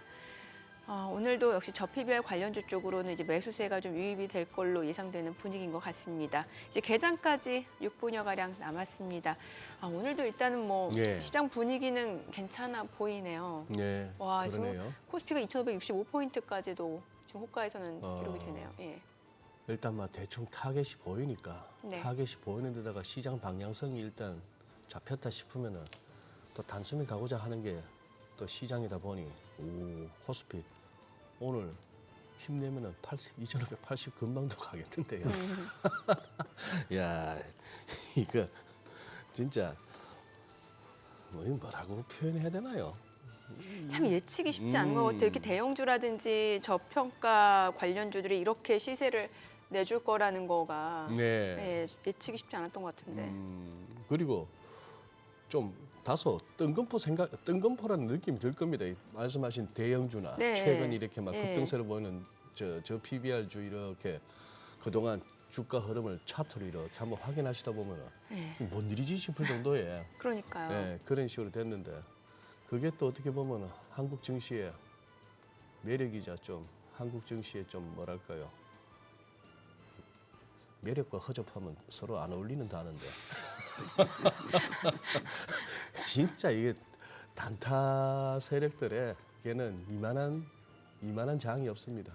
그 사람들은 설 연휴도 아쉬울걸요. 뭘 나을 시기는 놀아 이러면서 단타하시는 분들은 그렇더라고. 아니 근데 지금 미국 금리도 이제 10년물이 4.8%까지 4.88, 4.87인데 최근에 봤던 저점이 4.78이니까 이건 한 10bp 남았습니다. 전저점 깨는 데가. 그리고 달러 인덱스도 지금 103 근방에서의 공방에서 어제부로 이제 큰 음봉이 나오면서 달러도 좀 약해지나? 자, 금리 낮아지고 달러도 약해진다. 이거는 증시에는 무조건 그동안 흐름으로 봐서는 좋은 흐름이잖아요. 요 최근에 미국채 금리 부분에 있어서 금리가 하락한다. 수급 측면에서 부담이 줄었다 보십니까? 아니면은 인플레가 낮아졌다고 보십니까? 아니면 여전히 경기 침체에 대한 우려도 약간 남아 있기 때문이다. 뭐 말씀드리다 보니까 그 세 개가 다 복합적일 수도 있고. 네. 근데 가장 큰 거는 수급 측면이 좀 큰 것 같습니다. 수급 측면. 그러니까 이제 작년부터 물론 이제 그 전부터도 영향을 네. 좀 줬긴 합니다만은 미국 재무부의 국채 발행 계획이 사실은 그 워낙 바이든 정부 들어서 그 채권 발행이 많고 재정 적자가 워낙 크다 보니까 이거에 대한 어떤 영향력이 생각보다 되게 좀 컸던 것 같거든요. 그리고 QT와 같은 미국의 그 자산 축소 정책을 하다 보니 이제 자꾸 이제 물량이 없어지다 보니까 이게 발행에서의 어떤 수급의 변화가 채권 시장에도 굉장히 좀 크게 영향을 좀 줬었던 것 같습니다. 그런 측면에서 봤을 때 이번에 2분기 그 채권 발행 계획은 굉장히 좀 양호했다라고 좀 보여지고요. 예. 특히 이제 장기채를 더 줄이는 상황이다 보니까 뭐 장기채 금리가 조금 더 떨어질 수 있는 상황으로 또는 장기채 금리가 안정을 찾을 수 있는 방향으로 좀 갔었던 게 아닌가라고 보여집니다. 달러는 어떻게 보세요, 그러면? 달러도 그러니까 그렇다고 해서 달러의 어떤 그 미국보다 더 성장이 나올 수 있는 국가가 사실 별로 없는 상황이기 때문에 네. 달러가 굉장히 강하진 않을 달러가 다른 통화들 대비해서 아주 약할 것 같지는 않은데 적어도 지금 103에서 104 포인트보다는 예. 해서는 어쨌든 금리를 내리니까 조금 떨어질 수 있는 여지들은 있다라고 좀 보고 있고요. 네. 뭐 환율과 관련해 가지고 저희 생각은 그 저희가 원달러 환율 기준으로 봤을 예. 때 지금 1,330원, 40원 정도인데 이 지난 고점이 1,360원이었잖아요. 그랬죠. 예. 1,360원대가 그 갔을 때 분위기를 보면 그때 가장 큰 테마는 하이어 폴 롱거, 아, 예. 미국의 연준에. 고금리 장기화였다는 말이에요. 근데 그게 지금 꺾였잖아요. 네. 그러니까 사실은 이제 원달러 환율도 1,350원, 60원을 올라가기는 쉽지 않아졌다. 저는 조금 이제 밑으로 생각을 좀 하고 있는 상황인데 뭐 그렇다고 해서 저희가 엄청 당장 1,200원대로 가고 이제 이런 흐름은 아닐 거다라고 좀 보고 있고 1,300 상반기에는 한 1,300 초반대에 좀 머무르지 않을까 이렇게 예상을 하고 있습니다. 올해 연준이 어느 정도 금리 인하를 단행할까요? 뭐 지금 뭐 100bp, 150bp 얘기가 네. 많이 나오잖아요. 근데 100bp, 150bp 인하를 하려면 미국 경기가 지금보다 확실히 좀 꺾여야 된다라고 아. 봐야 되는데 저희는 그렇게 보고 있지는 않아서 한 3번에서 4번 정도 그러니까 지금 그럼 가장 25bp씩 3번 네, 정도. 그렇게 예상을 좀 하고 있고요. 한 6월 정도부터 내리지 않을까라고 저희는 조금 다른 6월부터? 하우스들보다 조금 늦게 보고 있습니다. 그러니까 그만큼 미국 시장이 잘 견딜 거다 이렇게 저희는 좀 보고 있습니다. 경기가 생각보다 괜찮을 거다라고 보시는 네. 거네요, 역설적으로. 뭐 우리 허 팀장님 뷰에 따르면 깔끔하게 그냥 6, 9, 12월에 네. 한 번씩 아, 그렇게 해서 3번. 그렇게 되면 75bp 정도. 네. 그걸 갖다가 뭐 회의 때마다 금리를 내린다. 어떨 때는 뭐 50bp도 내린다. 이거는 좋은 상황 아니거든요. 맞습니다. 예. 그걸 절대 반갑거나 기다릴 상황이 아닌 게 역사적으로도 그랬고 연준이 그렇게 허겁지겁 매 회의 때마다 금리를 내리고 때로는 빅스텝으로 내린다. 이거는 어디가 안 좋아진 좋다는 거죠. 예. 그러면 오늘 밤에 고용지표는 어떤 게 가장 바람직한 시나리오입니까? 뭐 그냥 신규 고용 건수 기준으로 보면은 한 10만 건에서 한 11만 건 그 정도 조금 지난달보다 좀 줄어든 줄어들었지만 일자리 창출 개선 좀 줄어들고 네, 그래도 실업률도 살짝만 올라가고 그래도 10만 건 정도는 넘어주는 그 정도 나오면은 가장 시장은 뭐 환호하지 않을까. 뜨뜻미지근한 게 가장 좋다라는 거네요. 네. 뭐 그래요. 제가 생각하는데 미국 노동부에서 그 정도 숫자는 만들어낼 수 있다고 봅니다. 그럼 개장하고 좀 보도록 그렇죠. 하겠습니다. 오늘 국내 증시로 확인해 보도록 하겠습니다. 개장합니다.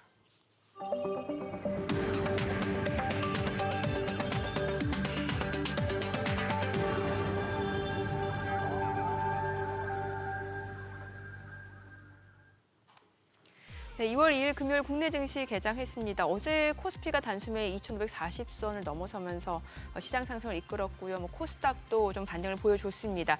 2월 들어서는 살짝 분위기가 바뀌는 모습이 포착이 되고 있는 게 외국인들이 어제 1조 원가량을 순매수하면서 또 시장 상승 견인한 모습이었고 간밤 뉴욕 증시 3대 지수도 모두 올랐습니다. 특히나 기업들, 주요 빅테크들 기업 실적도 굉장히 괜찮았습니다. 메타도 예상을 상회하는 실적을 발표를 했고 아마존도 마찬가지였죠. 일단 시장이 1월 달과는 조금은 분위기가 달라진 것 같은데 과연 오늘 또 어떤 점을 나타내는지 출발 지수 좀 보도록 하겠습니다. 코스피가 0.7% 올라갑니다. 2,560선까지도 회복이 됐고요. 코스닥도 0.7% 상승하면서 800선이 회복이 됐습니다. 804포인트입니다. 오늘 관전 포인트는 이런 상승세가 지속되는지 여부일 것 같고요. 상승폭을 축소하는지 조금 더 확대하는지도 좀 추이를 보셔야 될 것 같습니다. 시가총액 상위 종목 시초가 보겠습니다. 삼성전자가 오늘 0.4% 올라갑니다. 73,900원이고요. SK 하이닉스는 약보합으로 132,500원. LG 에너지솔루션이 0.5% 상승합니다. 383,500원이고요. 삼성 바이오로직스가 0.6% 하락합니다. 824,000원. 삼성전자 우선주가 0.8% 올라갑니다. 61,100원이고요. 현대차는 오늘도 강세입니다. 4% 상승 중입니다. 216,000원에 거래되고 있는 모습이고요. 사흘 연속 상승세가 이어지고 있습니다. 자, 그리고 기아도 4.6% 올라갑니다. 118,800원에 거래되고 있는 상황이고요. 셀트리온도 0.7% 올라갑니다. 181,100원. 포스코홀딩스도 1.2% 상승합니다. 442,500원이고요. 네이버도 오늘 상승을 보여줍니다. 4.2% 상승으로 211,500원에 거래되고 있습니다. 이 거래 연속 상승세 이어집니다. 코스닥 시가총액 상위 종목 시초가도 보도록 하겠습니다. 코스닥 쪽에서는 에코프로비엠이 오늘 1% 떨어집니다. 지금 현재 225,000원이고요. 에코프로도 0.5% 하락합니다. 535,000원. HLB는 1.8% 상승합니다. 66,100원이고요. 셀트리온 제약도 1.98% 올라갑니다. 102,900원. 알테오젠이 3.5% 상승하면서 73,900원이고요. HPSP가 1.3% 상승합니다. 45,500원. 인캠도 1.5% 상승합니다. 183,600원이고요. 리노공업도 0.5% 올라갑니다. 199,100원. 레인보우 로보틱스도 1.2% 상승합니다. 154,700원이고요. JYP 엔터테인먼트도 0.6% 상승하면서 76,400원에 거래되고 있습니다. 오늘 또 어떤 섹터가 좀 강세를 보여주고 있는지 좀 확인을 해보도록 하겠습니다. 앞서 보셨다시피 네이버, 카카오 플랫폼 관련주들 올라갑니다. 4%에서 2% 상승 보여주고 있는 상황이고요. 자, 오늘 보게 되면은 또 KT라든지 통신 쪽 섹터도 흐름이 굉장히 좋습니다. 통신주 내에서는 또 KT만 좋네요. 지금 38,200원, 3.5% 상승 보여주고 있고요. 지금 나흘 연속 상승세고요. 외국계 창구 쪽에서 지금 매수 주문이 좀 빠르게 들어오고 있는 상황입니다. 자, 그리고 오늘 운수장비 섹터 내에서는 앞서 보셨다시피 현대차, 기아, 그리고 현대모비스까지 일제히 상승을 보여주고 있는 상황이고요. 보험주들 오늘도 좋네요. 삼성생명이 3% 강세입니다. 78,200원이고 한화생명도 2.5%, 2.8% 상승합니다. 3,445원이고요. 현대해상도 1.5% 올라가고요. DB손해보험도 5% 강세입니다. 흥국화자 어제 상한가 기록하고 오늘 9% 강세입니다. 다만 음봉을 보였다는 측면에서는 또 차익 실현 물량들도 그만큼 만만치 않게 나온다라는 거겠죠. 금융주들도 흐름 좋네요. KB금융이 2.4% 올라갑니다. 62,900원이고 신한지주도 1.8% 상승합니다. 43,300원. 그리고 하나금융지주도 4% 강세 54,100원이고요. 또 기업은행도 1% 상승 중입니다. 오늘 금융주들 일제히 또 강세 흐름 보여주고 있고요. 또 강관업체, 또 중소형 철강주들 흐름이 좋아요. 휴스틸이 지금 13% 급등합니다. 6,060원이고요. 하이스틸도 5% 강세입니다. 3,445원. 그리고 동국홀딩스도 6% 강세고요. 세아제강도 1% 상승 중이고 넥스틸도 1.5% 올라갑니다. 중소형 철강주, 강관업체들 또 강세를 보여주고 있고요. 오늘 여전히 저 PBR 관련주들 강세 흐름 이어지고 있는 가운데 NFT 관련주들도 올라갑니다. 대표적으로 이제 FSN이 지금 8%, 9% 강세 보여주고 있고요. 그밖에 위메이드, 카카오게임즈도 1.8%, 1.9% 강세를 보여줍니다. 이제 위메이드나 카카오 같은 경우는 NFT 관련된 그런 이제 코인이라든지 토큰이 있죠. 컴투스도 2% 상승 중이고 NC소프트, 다날 모두 1% 이상 강세 보여줍니다. 지금 시각 9시 5분 지나갑니다. 수급 상황 좀 체크를 해보도록 하겠습니다. 오늘 유가증권 시장에서는 지금 개인 투자자가 717억 원 매도 우위고요. 외국인 오늘도 삽니다. 1,498억 원 순매수, 기관은 708억 원 매도 우위고요. 코스닥에서는 개인 투자자와 기관 투자자가 순매수입니다. 각각 235억 원, 42억 원 순매수고요. 외국인은 266억 원 매도 우위입니다. 오늘 선물 시장에서 또 외국인이 많이 사네요. 지금 2,196개 약심 순매수 보여줍니다. 지금 시각 9시 5분 지나갑니다. 오늘 외환 시장 개장 상황 보도록 하겠습니다. 오늘 달러원 환율은 지금 현재 2원 90전 하락한 1,328원 90전에 개장이 됐습니다. 환율도 좀 빨리 내려가네요. 지금 1,330원을 좀 밑돌고 있는 상황이네요. 네, 예. 그래요. 그렇습니다. 예, 여러 가지가 지금 그거 하고 우리는 차트가 달라졌네요. 아니 코스피 2,570선 넘어섰는데요. 그러니까요. 지금? 차트가 달라졌다는 말씀은 소장님이 말씀하신 볼레벨 2,580선까지도 2,580이 기대를 해볼 수. 오늘이라도 가려면 갈 수 있겠네요. 이게 지금 있겠네요. 차트가 달라졌다는 말씀은 예.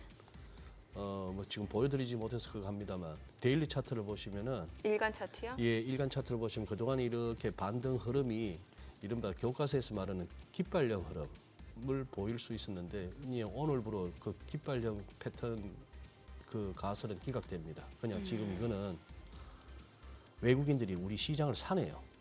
이게 이제 얼마나 지속성이 있고 진정성이 있는지는 모르겠습니다만 지금은 무조건 땡기는 쪽으로 와. 이쪽에서 방향을 잡은 건데요.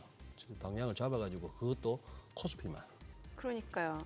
코스피만 해가지고. 이러면 사실 개인 투자분들은 또 신규로 접근하기가 쉽지가 않거든요. 네. 아니 하이트질로도 좀 6% 강세고. 예, 그렇게 돼버리니 와 이거는 이러면 체감 지수는 또 그렇게 높진 않을 수도 있거든요. 지금 가장 소외되는 게 2차 전지네요.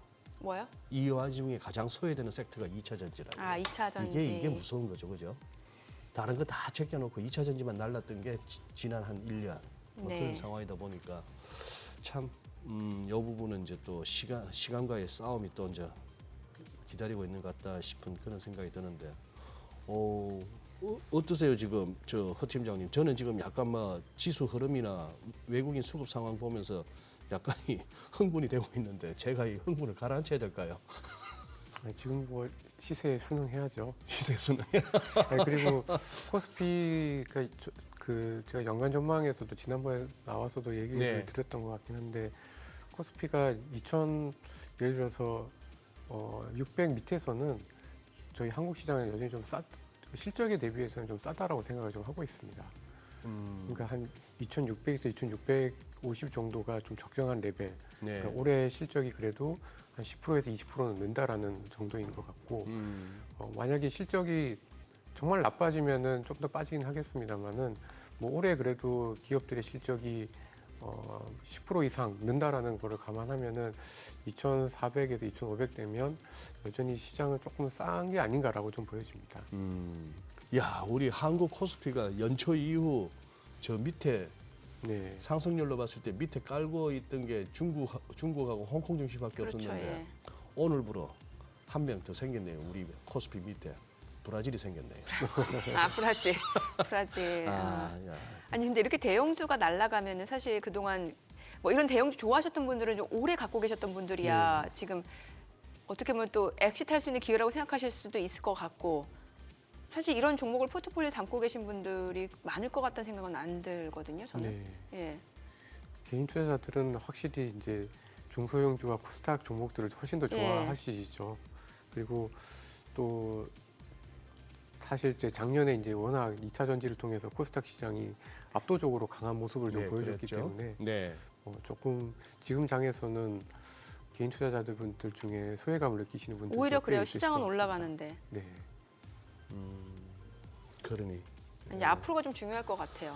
앞서서 팀장님은 이제 이런 저평가주들이 시세를 계속 연속적으로 내기는 쉽지 않을 수도 있다는 말씀을 주셨고 기존에 뭔가 좀 성장주로 대변됐던 그런 섹터들이 조금 더 네. 상승세를 이어갈 수 있다라고 본다면 국내 증시 쪽에서는 반도체하고 AI 네. 뭐 이런 쪽을 생각해 보면 되는 건가요? 그러니까 지금 가장 안정적으로 실적이 나올 수 있는 쪽은 저는 대미 수출주라고 생각을 하고 대미 있습니다. 수출주. 왜냐하면 미국 경기가 나쁘지가 않고요. 예. 그리고 그 대미 수출하는 기업들의 실적도 굉장히 좀 좋아지고 있기 때문에 그러니까 대표적인 대미 수출주들을 살펴보면 역시 이제 반도체도 들어가지만 자동차 부품 들어가고요. 자동차. 아니 오늘 자동차 부품주 성우하이텍도 날아가더라고요. 네. 예. 그리고 그쪽하고 기계, 방산 아, 이런 쪽들. 그다음에 저는 제약 바이오도 좋게 보고 있습니다. 예. 그래서 그런 업종들이 대표적인 대미 수출주들이기 때문에 대미 수출주들은 뭐 어저께 발표된 이제 저희 수출을 보면은 중국도 조금 좋아지긴 했습니다만은 역시 수출을 회복을 이끌고 있는 것 중에 중요한 건 또 대미 수출이기 때문에 대미 수출주들과 대미 수출주들의 실적은 견고하게 유지가 될 가능성이 있다, 지속성이 있다 이렇게 좀 보고 있습니다. 대미 수출주. 야, 근데 우리 허 팀장님이 그 우려가 괜한 우려는 아닌 것이 지금 이제 계속해서 이렇게 몇 번 오늘 아침만 해도 네. 몇 번 언급됐던 흥국화재 어제 상한가 갔었잖아요. 네. 지금 오늘 개장 초에 그냥 13%대 급등 출발을 해가지고 지금 음봉이 쭉 나오면서 현재는 이제 한 4%로 전일 대비 그렇죠. 뭐 이렇게 그런 차익 실현 상황이니까, 물량들이 예, 나올 이렇게 법하죠. 이거는 뭐 거래도 빵빵 터지면서 이러고 있어서 이거 짜릿하겠습니다. 이 종목 들고 언제 사고 언제 팔고 이거 하시는 분들 짜릿짜릿 하시겠어요? 화장실 못 가죠. 화장실 못 가죠. 네. 이건 무슨 이게 일국의 주식시장 갖다 이렇게 그거 분석하고 전망하는 프로그램인데 이 진행자의 멘트가 무슨 경마장 같아요. 이건 좀 사실 저는 좀 안 좋습니다. 네.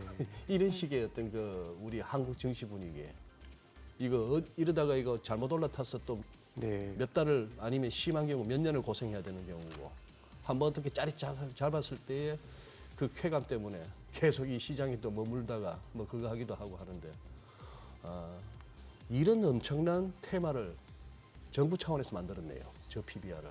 네. 시장은 또 그걸 갖다 테마화 해버렸고 실적이나 뭐나 사실 아무것도 달라진 건 없잖아요. 펀더멘털 측면에서. 잘 결국은 이렇게 따라가고 하더라도 이 진입과 퇴출의 그 시점, 타이밍 항상 염두에 두고 덤비셔야겠네. 근데 사실 네. 테마주들이 그게 제일 좀 쉽지 않은 것 같습니다. 테마주가. 네. 시세 연속성이 좀 떨어지기 때문에 이게 들어갈 때는 좋아 보이는데 이제 그 언제 나와야 되는지에 대한 고민들이 굉장히 좀 큰 네네. 상황이잖아요. 그래서 저는 테마주들의 연속성은 크지 않기 때문에 언제든지 나올 수 있는 또는 엑시트할 수 있는 준비를 해야 되기 때문에 가능하면 이런 장에서는 좀 유동성이 좋은 대형주들이 좀 더 유리하지 않겠나라고 그래요? 보고 있습니다. 그러면 지금 이제 뭐 미증시, 일본 증시는 조금 더 상승세가 계속 이어질 수 있고 기존의 성장주가 더 시세를 낼 수 있다는 말씀을 주셨는데 혹시 이러한 예측에 좀 영향을 줄 만한 변수가 있다라고 하면 뭐가 있을까요? 전체 글로벌하게 봤을 때는 홍해 사태. 홍해 사태. 예. 지금 오늘 같은 경우에는 유가가 좀 많이 떨어져서 좀 예, 예, 안심을 예. 하고 있습니다만은 거기다 또 뭐 이스라엘 하마스 휴전 얘기도 슬쩍 예. 들리더라고요. 예. 그러면 아무래도 전반적으로 또 조금 주식시장이 좋아질 수 있을 것 같은데 네. 그게 만약에 잘 안 되거나 전쟁이 길어져서 홍해에서 물동량 자체가 좀 줄어들게 되면은 한국이나 유럽 쪽은 이 수에즈 운하를 통해서 가는 그 노선이 워낙 많기 때문에 좀 타격이 네. 좀 있을 걸로 좀 보여지고요. 그 다음에는 역시 트럼프죠. 트럼프가 그렇게 변수는 그러네요. 트럼프가 지금 벌써 아이오와하고 뉴햄프셔에서 이겨버려가지고 네. 네. 잘못하면 공화당 경선 자체가 되게 싱겁게 그냥 끝나버릴 수가 있는데 공화당 경선이 끝나는 건 끝나는 건데 그러고 나면은 이제 대선까지 너무 예. 아직 시간 많이 남았는데 벌써 이제 트럼프에 대한 시장 반응을 해야 되는 상황이 올 수도 있겠다. 그러면 시장이 좀 피곤할 수도 있지 않을까라는 생각을 좀 하고 있습니다. 그러면 미국 시장은 좋지만 네. 미국 이외에 교역이 많은 나라들 같은 경우에는 좀 주춤할 가능성들이 있는 거죠. 그렇게 되면 앞서 말씀 주신 대미 수출주, 우리나라 대미 수출주들도 좀 영향이 네, 있을 예, 수 있겠네요. 네. 그래서 좀 주의 깊게 봐야 되는 포인트라고 보고 벌써 뭐 나오는 얘기로는 재집권 했을 경우에 또 이제 대중국 관세 뭐 60% 얘기도 나오고 하더라고요. 대중- 아닌 게 아니라 네. 허 팀장님 진짜 매크로 팀이신데 글로벌 매크로 팀이신데 지금 맡고 있는 팀이 슬슬 좀 레포트 하나 써주세요. 네. 트럼프 대통령이 다시 47대 대통령으로 미국 대통령으로 취임하게 될 경우 네. 미칠 수 있는 영향 네. 예? 네. 만들고 계시죠? 조금 쓰고 있는데요. 예. 네. 그거 직장 상사가 아닌 게 다행이네요. 그거 네. 완성되기 전까지는 2% 못 나오겠네요. 그러니까 바로 직속 상사가 아닌 게 참 다행이라는 생각이 드네요. 그래요. 저희 방송을 위해서 한번 생각해 봐주세요. 네, 네. 감사합니다. 네, 네. 오늘 내용 잘 들었습니다. 네, 고맙습니다. 감사합니다.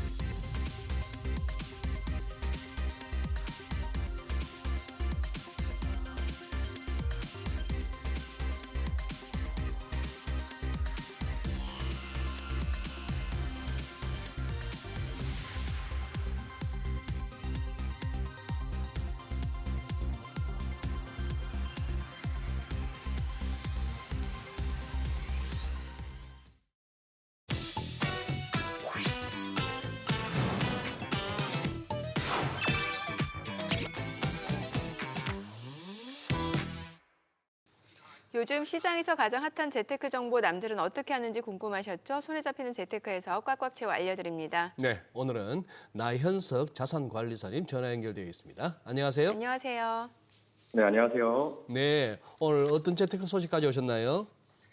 네, 정부가 설 연휴 기간 고속도로 통행료를 면제하고 KTX와 SRT 등 고속철도 역귀성 승차권을 30% 할인합니다. 또 국내 관광 활성화를 위해 비수도권 숙박 쿠폰 20만 장도 배포하는데요. 오늘은 시민의 장바구니 부담을 덜기 위한 정부의 민생 안전 대책에 대해서 알아보도록 하겠습니다. 지금 설 연휴 기간 동안 이제 KTX나 SRT를 타고 이제 역귀성을 하는 경우 지금 말씀 주신 대로 최대 30%까지 할인받을 수 있다는 건데 이게 어제부터 판매가 시작이 된 거죠? 네, SRT 운영사 SR은 어제 1일 오후 2시부터 45개 열차를 대상으로 판매를 시작했습니다. 다가오는 설 연휴 기간 역기성하는 분들에게 최대 30% 할인을 적용하고 있는데요. 대상은 2월 9일 상행 17개와 2월 11일부터 12일 하행 28개 등 45개 열차를 대상으로 판매되고 있습니다. 노선별로는 경부선 27개, 호남선 15개, 동행선 3개가 되겠습니다. 기준 운임에서 최대 30%를 할인받으면 부산역 수서역 구간은 3만 원대에 탑승하실 수 있고 광주 송정역 수서역 구간은 2만 원대로 탑승하실 수 있겠습니다. 할인 승차권은 SRT 앱과 홈페이지를 통한 비대면으로 구매가 가능하며 7일 24시에 마감될 예정입니다.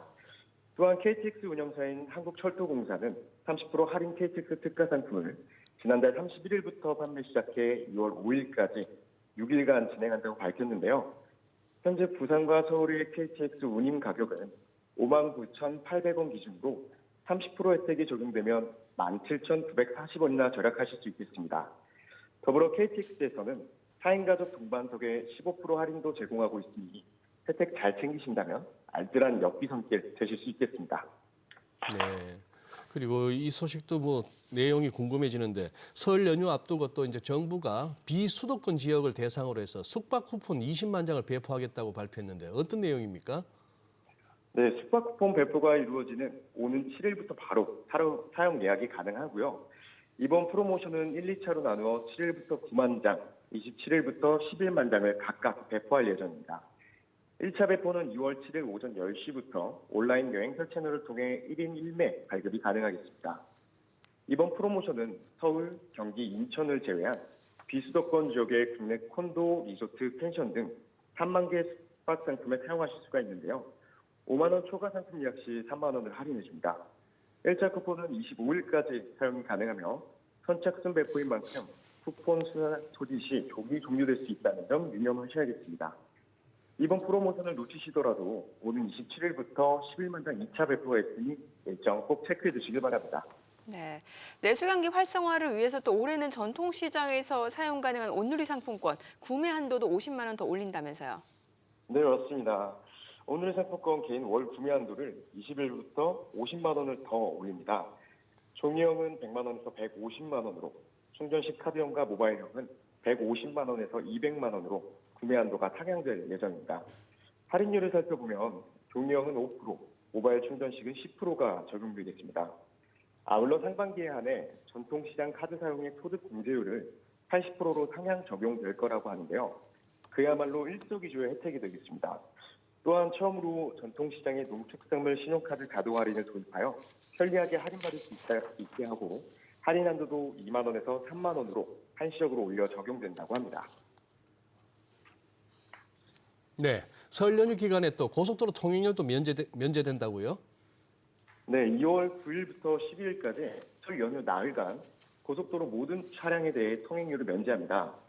하이패스 이용 차량은 전원을 켜둔 상태로 하이패스 차로 통과 시 통행료가 자동으로 면제 처리되는데요. 하이패스가 없는 일반 이용 차량은 요금소에서 통행권을 발급받아 진출 시 요금소에 내면 통행료가 면제되는 방식으로 적용되겠습니다. 네, 오늘 내용 잘 들었습니다. 고맙습니다. 네, 감사합니다. 정부가 부동산 연착륙을 위해서 일시 대책 발표 이후 후속 대책을 잇따라 내놓고 있습니다. 하지만 아직까지는 이렇다 할 효과는 보이지 않는데요. 일부 지역은 교통 호재 덕에 나홀로 상승세를 보이고 있지만 전국에 온기가 미치기에는 아직은 역부족인 것 같습니다. 네, 하지만 청약 비수기인 2월에 대규모 청약 소식도 기다리고 있습니다. 전세 대출 갈아타기도 시작됐다고 하는데요. 꼭 필요한 부동산 소식 함께 알아보시죠. 오늘도 도시와 경제 송소연 대표 함께 하십니다. 어서 오세요. 안녕하세요. 네. 요 전세 대출 갈아타기부터 한번 여쭤볼게요. 네. 지금 그동안에 이제 금리 높고 해서 이제 이자 부담이 컸다가 금리가 낮아지면서 이제 갈아타겠다 이런 네. 얘기인데 대충 그 3%대 금리가 나온다고요? 네. 이게 상당한 그 효과는 있을 것 같아요. 네. 왜냐하면은 네. 지금 주택담보대출 같은 경우도 그 갈아타는 그런 수요들 그리고 갈아타기의 그 편리성이 높아지면서 사용도가 높아졌거든요. 예. 그렇다라는 거는 수요자들이 이거 내가 대출을 받고 나서 이게 과연 싸게 받는 건지 비싸게 받는 건지 이런 거에 대한 의구심이 있는데 그때마다 비교를 할 수 있을 것 같아요. 그러다 보니까 이런 수요자에 맞춰서 은행들은 점점 경쟁들을 하면서 예. 이 금리를 더 낮추는 그런 구조가 되고 있거든요. 그래서 최근 들어서 그 주택담보대출에 대한 그 전반적으로 그 상품들의 수준 자체를 보게 된다라면은 거의 다 지금 나와 있는 것처럼 한 3% 정도의 그 초반도 나와 있는 그 금리 현황도 나와 있고요. 또 이제 그 1금융권이라고 불리우는 뭐 우리은행이나 국민은행 이런 것들도 한 4% 정도의 수준 뭐 이 정도로 되어 있습니다. 근데 이게 계속적으로 수요자들이 많아지고 하게 된다라면은 얼마든지 금리는 또 하향으로 조정을 할 수 있을 것으로 보여지는데요. 이게 그 신용대출하고 주택담보대출 아까 말씀드린 것처럼 효과가 입증되다 보니까 이게 최대로 봤을 때는 연 한 수백만 원 정도도 아낄 수 있는 그런 금액이에요. 워낙 전세금이 네. 무겁다 보니까. 다만 좀 걱정을 해야 되는 것이 중도 상환 수수료라는 것들이 있는 곳도 있고 없는 곳들이 있거든요. 그러니까 이런 수수료가 한 0.6에서 한 0.7% 정도 되니까 인하되는 그 수준하고 지금 그 주택담보대출에 대한 그 전세자금대출에 대한 중도 상환 수수료들 뭐 이런 것들을 비교를 하면서 접근을 할 텐데 아마 수요자들은 이런 상품에 대해서 좀 굉장히 좀 긍정적으로 기대를 하지 않을까 뭐 그렇게 보여집니다. 지금 네. 보여주신 자료에서 K뱅크는 금리가 3.59에서 6.19라고 예. 물결 표시 사이에 네. 이렇게 들어가고 하는데 저거 보고 3%대 대출 받을 수 있겠네 싶어서 갔다가 막상 상담해보면 6%입니다 할 수도 있는 거 아니에요? 예. K뱅크 좀 넓으네요. 저 부분들이 그죠? 예, 범위가 물결이 굉장히 좀 넓게 있는 물이 좀 흐르네요. 네. 아니 어찌됐건 이게 참 비대면으로 이제 손쉽게 대출을 비교하고 갈아탈 수 있다라고 하니까 아무래도 인터넷 뱅크들이 더 적극적일 수밖에 없는 것 같아요. 그렇죠. 지금 이 갈아타기를 온라인으로 많이 하고 네. 그다음에 플랫폼들을 활용을 하다 보니까 아무래도 뭐 은행 가는 시간들도 없고 뭐 젊으신 분들이 전세자금 대출을 많이 활용들 하잖아요. 근데 뭐 직장 생활들 하고 하시다 보니까 온라인 은행들이 먼저 이렇게 치고 나가는 것으로 보여지는데 계속적으로 하게 된다라면은 지금 뭐 고령자라든지 이런 분들도 그 영업점에 방문하는 그런 것들이 좀 많이 있긴 한데 좀 간소화하면서 이런 상품들을 내놓지 않을까라고 보여지고요. 지금 앞에서 얘기한 것처럼 은행에서 한 3% 정도의 공격적으로 상품을 내놓다 보니까 5대 은행 같은 경우도 적극적으로 그 동참을 하지 않을까라고 보여지는 것 같습니다. 지금 나와 있는 그림처럼 기존에 있는 대출하고의 그 금액들을 비교를 해보고 이게 최저가다 뭐다 이런 것들 검색들 잘 하시잖아요. 젊은 분들. 네. 이런 것들을 검색을 하면서 선택을 하고 심사받고 기존 대출 상환을 하고 또 해지를 하면서 기존 이제 금융회사로 이제 돈이 그 흘러가는 그런 구조인데 보기에는 그림이 저렇게 불편해 보일 수 있는데 우리가 뭐 소위 그 온라인 쇼핑을 하는 정도의 수준 정도만 서칭이 된다라면 심사받고 하는 것은 그렇게 어렵지 않을 것 같습니다. 네. 저는 그냥 네. 그 지점에 가서 할래요. 네. 그게 더 편해요. 저는. 네. 모니쇼 끝나고요.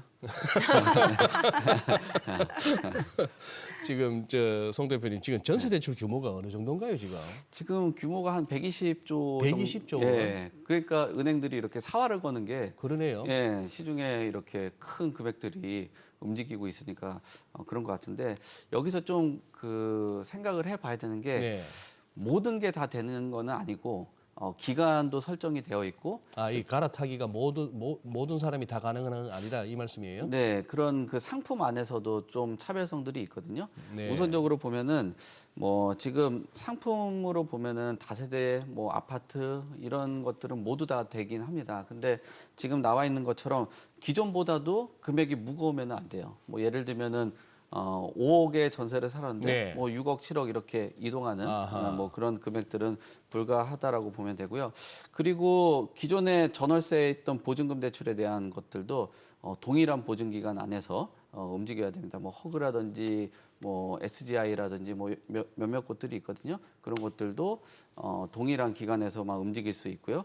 그리고 저금리 정책 상품 같은 경우는 저금리로 상품들을 뭐 출시를 했고 받았잖아요.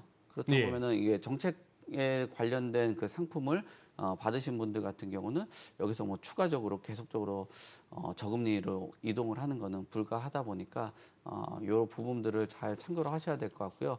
그리고 무분별하게 계속적으로 검색들을 하실 수 있을 거 아니에요. 이거 싸고 중도생활 수수료 같은 경우도 적은 곳도 있고 초반에 안 받는 곳들도 생겨나고 할 텐데 그렇게 네. 된다라면은 뭐 오늘 받았다가 내일 받았다가 또 뭐 한 달 있다가 할 수도 있는 거기 때문에 그 은행 업무들도 힘들고 여기 뭐 시스템적으로 문제가 생길 수도 있다 보니까 지금 금액 안에서는 대출 받은 지 3개월이 지나고 그다음에 뭐 1년의 그 넘어선 그러니까 전체 임대 기간 중에 한 절반이 넘어선 곳 같은 경우는 대환이 안 된다. 그러니까 전체적으로 봤을 때는 뭐 3개월에서 2년 정도의 계약을 했다라고 하면 3개월에서 한 12개월 내에 갈아타기 뭐 이런 것까지는 가능하다라고 봐야 될 것 같습니다. 네. 다음은 그 실거주 의무 좀 네. 여쭤볼게요. 지금 분양가 상한제 주택 실거주 의무 폐지 여부를 두고 지금 여야가 입장차를 보이고 있는데 일단 뭐 3년 동안 좀 유예가 될 것으로 보이는데 네. 그러면 당장 입주 앞둔 계약자들 입장에서는 그래도 좀 한시름은 좀 낫네요. 그렇죠. 예. 예, 낫다라고 봐야 되겠죠. 3년 안에 실거주를 하면 되는 거니까. 예. 근데 아마 혼란은 있을 것으로는 보여져요. 왜냐하면은 이게 보통 전세 계약을 2년을 하고 2+2라고 해서 한 번 정도 계약 갱신하면 4년이잖아요. 예. 근데 네. 4년인데 3년 안에 실거주를 해야 된다라면은 결국 뭐 3년 거주하다가 나가라고 하기도 애매하고 또 특약으로 걸었을 때 2년을 계약을 하고 1년만 계약을 한다. 뭐 이런 식으로 해야 될 것 같고요. 근데 그 약정을 한다라고 해서 그 계약갱신 청구권에 대한 그 뭐랄까요? 권리 뭐 이런 것들도 애매할 것 같아요. 그래서 지금 우선적으로 보면은 전반적으로 보면은 뭐 서울에 있는 뭐 이편한 세상 고덕 어반 브릿지라든지 장이 뭐 자이 레지던트 뭐 그다음에 올림픽 파크 포레온 이런 것들 전반적으로 봤을 때는 도움이 될 것으로 보여지고요. 뭐 경기도에 있는 더샵 하남이라든지 뭐 철산 자이 뭐 이런 것들도 도움은 될 것 같아요. 근데 아까 말씀드린 것처럼 전국에는 뭐 한 72단지 뭐 4만 8천 가구 정도는 도움이 될 수는 있다라고 보여지는데 이게 전반적으로 시장을 흔들 수 있는 그런 분위기. 뭐 예를 들면은 갭 투자가 들어올 수 있다라는 우려들도 있기 때문에 요 부분에 대해서 좀 다듬어야 될 부분도 있고 뭐 기간이 네. 4년인데 예. 또 2년 짝수인데 이건 홀수로 요거 되어 있는 3년 거. 후에 좀 애매하네요. 예, 애매한 그런 부분도 있고 이 갭 투자가 과연 방어가 가능한지 뭐 이런 것들도 같이 뭐 고민을 해보면서 조금 더 다듬지 않을까 뭐 그렇게 보여집니다. 예. 요 저 추가 분담금 관련해서 하나 좀 여쭤볼게요, 송 대표님. 네. 요 강남의 그 압구정 3구역인가 네, 네, 이쪽에서 추가 분담금 추정치를 갖다가 이제 네. 조합원들한테 공개했는데 네. 아니 30평대 소유한 조합원이 같은 30평대 네. 재개발 이후 사는데 한 3억을 더 내야 된다. 네. 뭐 이런 내용이더라고요. 요즘에 재건축 단지는 네. 그 추가 분담금 때문에 난리예요. 난리죠. 예, 왜냐하면은 공사비에 대한 이슈나 금융비에 네. 대한 이슈 뭐 이런 것들이 있다 보니까 추가 분담금에 대한 부분들이 있는데 30평대 이동하는 것도 있는데 혹시라도 면적을 좀 넓혀서 이동하시는 분들도 있을 거 아니에요. 네. 지금 나와 있는 것처럼 혹시라도 이제 30평대가 돈을 좀 많이 버셔가지고 예. 100평대로 이사를 간다. 아니면은 6, 7, 뭐 3대가 좀 합쳐서 100평대로 이사를 간다 그러면 추가 분담은 55억을 내야 됩니다. 아파트 값이 아니라 추가 분담금이에요. 추가 분담금이. 네. 그리고 80평대에 계신 분들이 76평 면적을 좀 줄여서 가는 거거든요. 네. 그것도 한 9억 한 8천만 원 정도 내야 되는 그런 구조예요.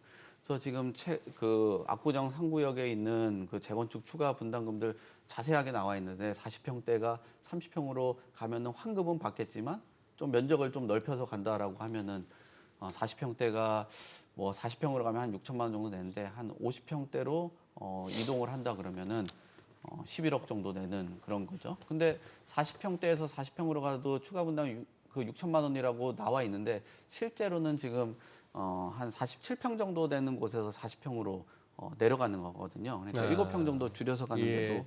돈을 더 내야 되는 그 구조 때문에 재건축 단지가 이런 추가 분담금 때문에 사업이 확실하게 좀 뭐 속도를 낼 수 있을지는 뭐 최근에 안전진단에 대한 규제도 좀 완화하고 그 절차도 좀 간소화하고 여러 가지 방안들을 내놓고도 있는데 이 추가 분담금에 대한 이슈 때문에 재건축 사업에 저 정도 여력이 있는 분들이 뭐 압구정동에 사신 분들이 잘 사시는 분들도 있겠지만 고령자 분들이나 이런 분들이 분담하는 데 있어서는 좀 부담스러운 금액들이 아닌가라고 보여집니다. 그래서 그렇구나. 요즘 이렇게 다니다 보면은 저기 뭐 재개발 내지는 리모델링이 충분히 예상되는 그런 지역의 아파트 입구에 진짜 먹고 살기도 힘든데 무슨 재건축이나 리모델링이 웬 말이냐 이런 플래카드가 많아요. 네, 맞습니다. 네. 옛날에는 저 추가 분담금이라는 거 생각도 못했는데. 그러니까 오히려 집을 하나 더 받았죠. 글쎄, 1+1으로 받았는데. 네, 지금은 그랬는데 지금 저렇게 되니까. 그리 뭐 안전진단 없이 재건축해라 하는 이게 지금 결코 뭐 호재라고 받아들여지기 힘든 여건이에요. 그렇죠. 그런 호재성 뭐 발표가 있었는데도 불구하고 네. 뭐 재건축 시장은 뭐 그 호가 상승이나 뭐 최고가 이런 것들은 깜깜무소식이죠 지금. 그 올해 처음 나온 그 부동산 대책, 일시 부동산 대책 네. 좀 살펴볼 건데요. 그 정책 발표 이후 이제 중후부서에서 지금 후속 조치들을 잇따라 내놓고 있는 상황인데 네. 이번에 하위 법령 입법을 예고했잖아요. 네. 이게 어떤 내용들이 있는 건가요? 전반적으로 보면은 이제 뭐 주택 공급에 대한 그 활성화가 네. 그 핵심 내용이거든요. 그래서 얼마나 조금 활성화될 수 있냐라는 내용들을 많이 담겨져 있는 것 같아요. 재개발을 하기 위해서는 그 노후도가 받쳐줘야 되는데 이런 노후도 여건을 조금 낮춰주면서 공급을 할 수 있도록 노후도 요건은 3분의 2에서 60%로 낮췄고요. 이 개정 시기는 한 3월 말 정도 됩니다. 그리고 도시형 생활주택 같은 경우도 면적에 따라서 방 설치하는 것들을 제한을 했던 것을 전면적으로 해제를 해요. 그러니까 면적이 좀 작더라도 뭐 투룸이라든지 쓰리룸 뭐 이런 것들을 만들 수 있도록 하는 거는 굉장히 뭐 유연하게 하기 때문에 진작에 좀 없어졌어야 되는 건데 저 방 제한을 해제를 했다. 그리고 공공임대주택에 대한 그 용적률 같은 경우도 한 1.2배 정도로 늘렸기 때문에 임대주택을 많이 지을 수 있는 것들을 발의를 했고요. 그다음에 지금 공공사업에 대한 추진 기간 같은 경우도 국민연금공단이라든지 한국주택공사가 추가적으로 되다 보니까 뭐 자금 조달이나 이런 거에 대해서 좀 유리한 환경으로 될 수 있고요. 오피스텔에 대한 발코니 허용. 요즘에는 그 아파트가 예전에는 발코니 같은 경우를 확장들 했었는데 요즘에 또 발코니를 빼는 게 상품성을 키우고 좋은 주거 트렌드가 되고 있거든요. 왜 따로 분리되어 있는 게? 네, 그렇죠. 근데 오피스텔은 발코니에 대한 이런 부분들이 좀 제한이 있었는데 이런 부분도 허용을 했기 때문에 상품성도 키우고 뭐 수요자들이 봤을 때는 조금 더 좋은 그 거주 공간에서 거주할 수 있는 뭐 기회도 생기고 공급자 입장에서도 좋은 상품성을 개발하기 위해서 뭐 노력을 할 수 있을 것 같습니다. 네. 매번 뒤로 미루다가 보니까 죽지도 못하고 프로그램이 끝났는데 네. 분양시장 먼저 한번 좀 알려주시죠. 네네네. 분양시장. 자, 어쨌든 이 고분양가 때문에 이제 이게 계약 취소가 네. 나오는 경우 이것도 참 예전에 이 분양시장에서 생각지도 못했던 네. 건데 분양 당첨만 되면 좋아했었는데 네. 지금 청약 일정이 제법 많은 것 같습니다. 네. 청약을 아마 서둘러서 하려고 하시는 분들 많을 거예요. 네.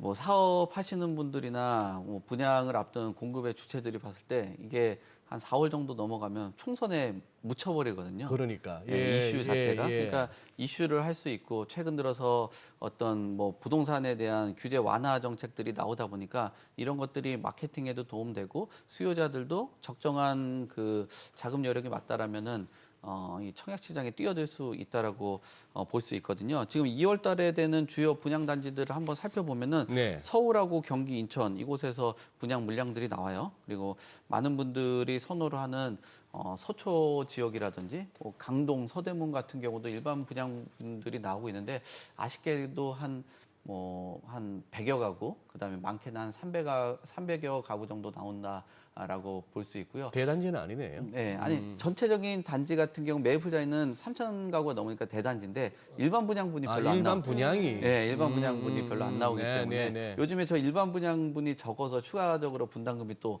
많이 나오거든요. 한 162개를 저게 팔아서 적어서 분담금이 높다. 그렇죠. 저거 사업비에 대야 되다 보니까 어렵고요.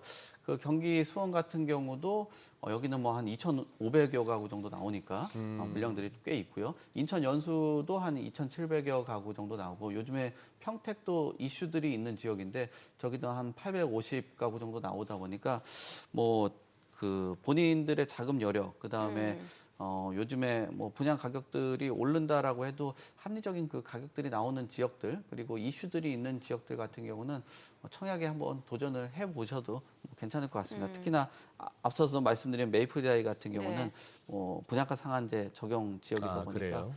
뭐 소위 그 로또 청약도 가능한 그런 곳이니까 좀 적극적으로 보셔도 좋을 것 같습니다. 네. 참 이게 이제 서민들 입장에서는 분양가 좀 비싸게 느껴지잖아요. 네, 그럼 뭔가 비싸죠. 좀 공공주택 그 보급 물량 좀 기다리시는 분들이 꽤 있으실 것 같은데 네. 지난해 보니까 공공주택 보급이 예상보다 그러니까 예상 목표치보다는 한 10% 겨우 넘겼다고 하더라고요. 올해는 좀 나아질까요? 올해도 어려울 것 같긴 해요. 그래요? 왜냐하면은 그 분양 물량이나 이런 공급 물량들도 결국은 어떤 사업이 원활하게 됐을 때 경제 상황도 받쳐줘야 네. 되는 거고 관련된 그 하청 업체라든지 이런 공공에서도 하는 곳들 같은 경우도 업체 선정들하고 사업들을 해야 될 거 아니에요. 예. 근데 자금에 대한 그 압박들도 있어요. 그리고 LH에서도 최근에 뭐 여러 이슈들이 있다 보니까 사업을 하는데 굉장히 위축된 상황이거든요. LH가 지금 작년에 공공주택 8만 가구 정도를 목표로 했었는데 거기 한 11.7%, 약 한 12% 정도만 달성한 그런 수준이고요. 작년에 6만 가구, 그다음에 그 임대를 한 2만 8천여 가구 정도를 계획을 했었는데 역시나 시장 환경이 받쳐주지 못하다 보니까 민간뿐만 아니라 공공에서도 위축된다라고 보여집니다.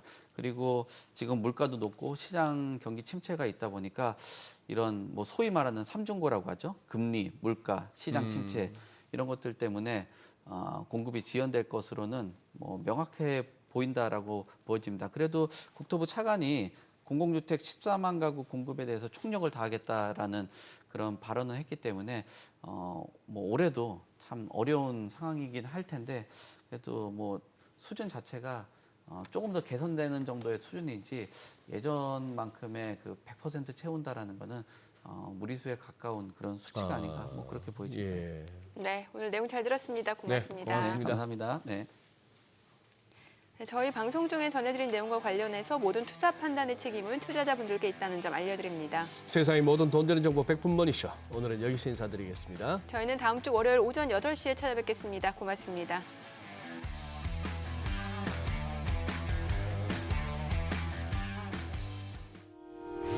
의견 있는 경제 채널 SBS 비즈.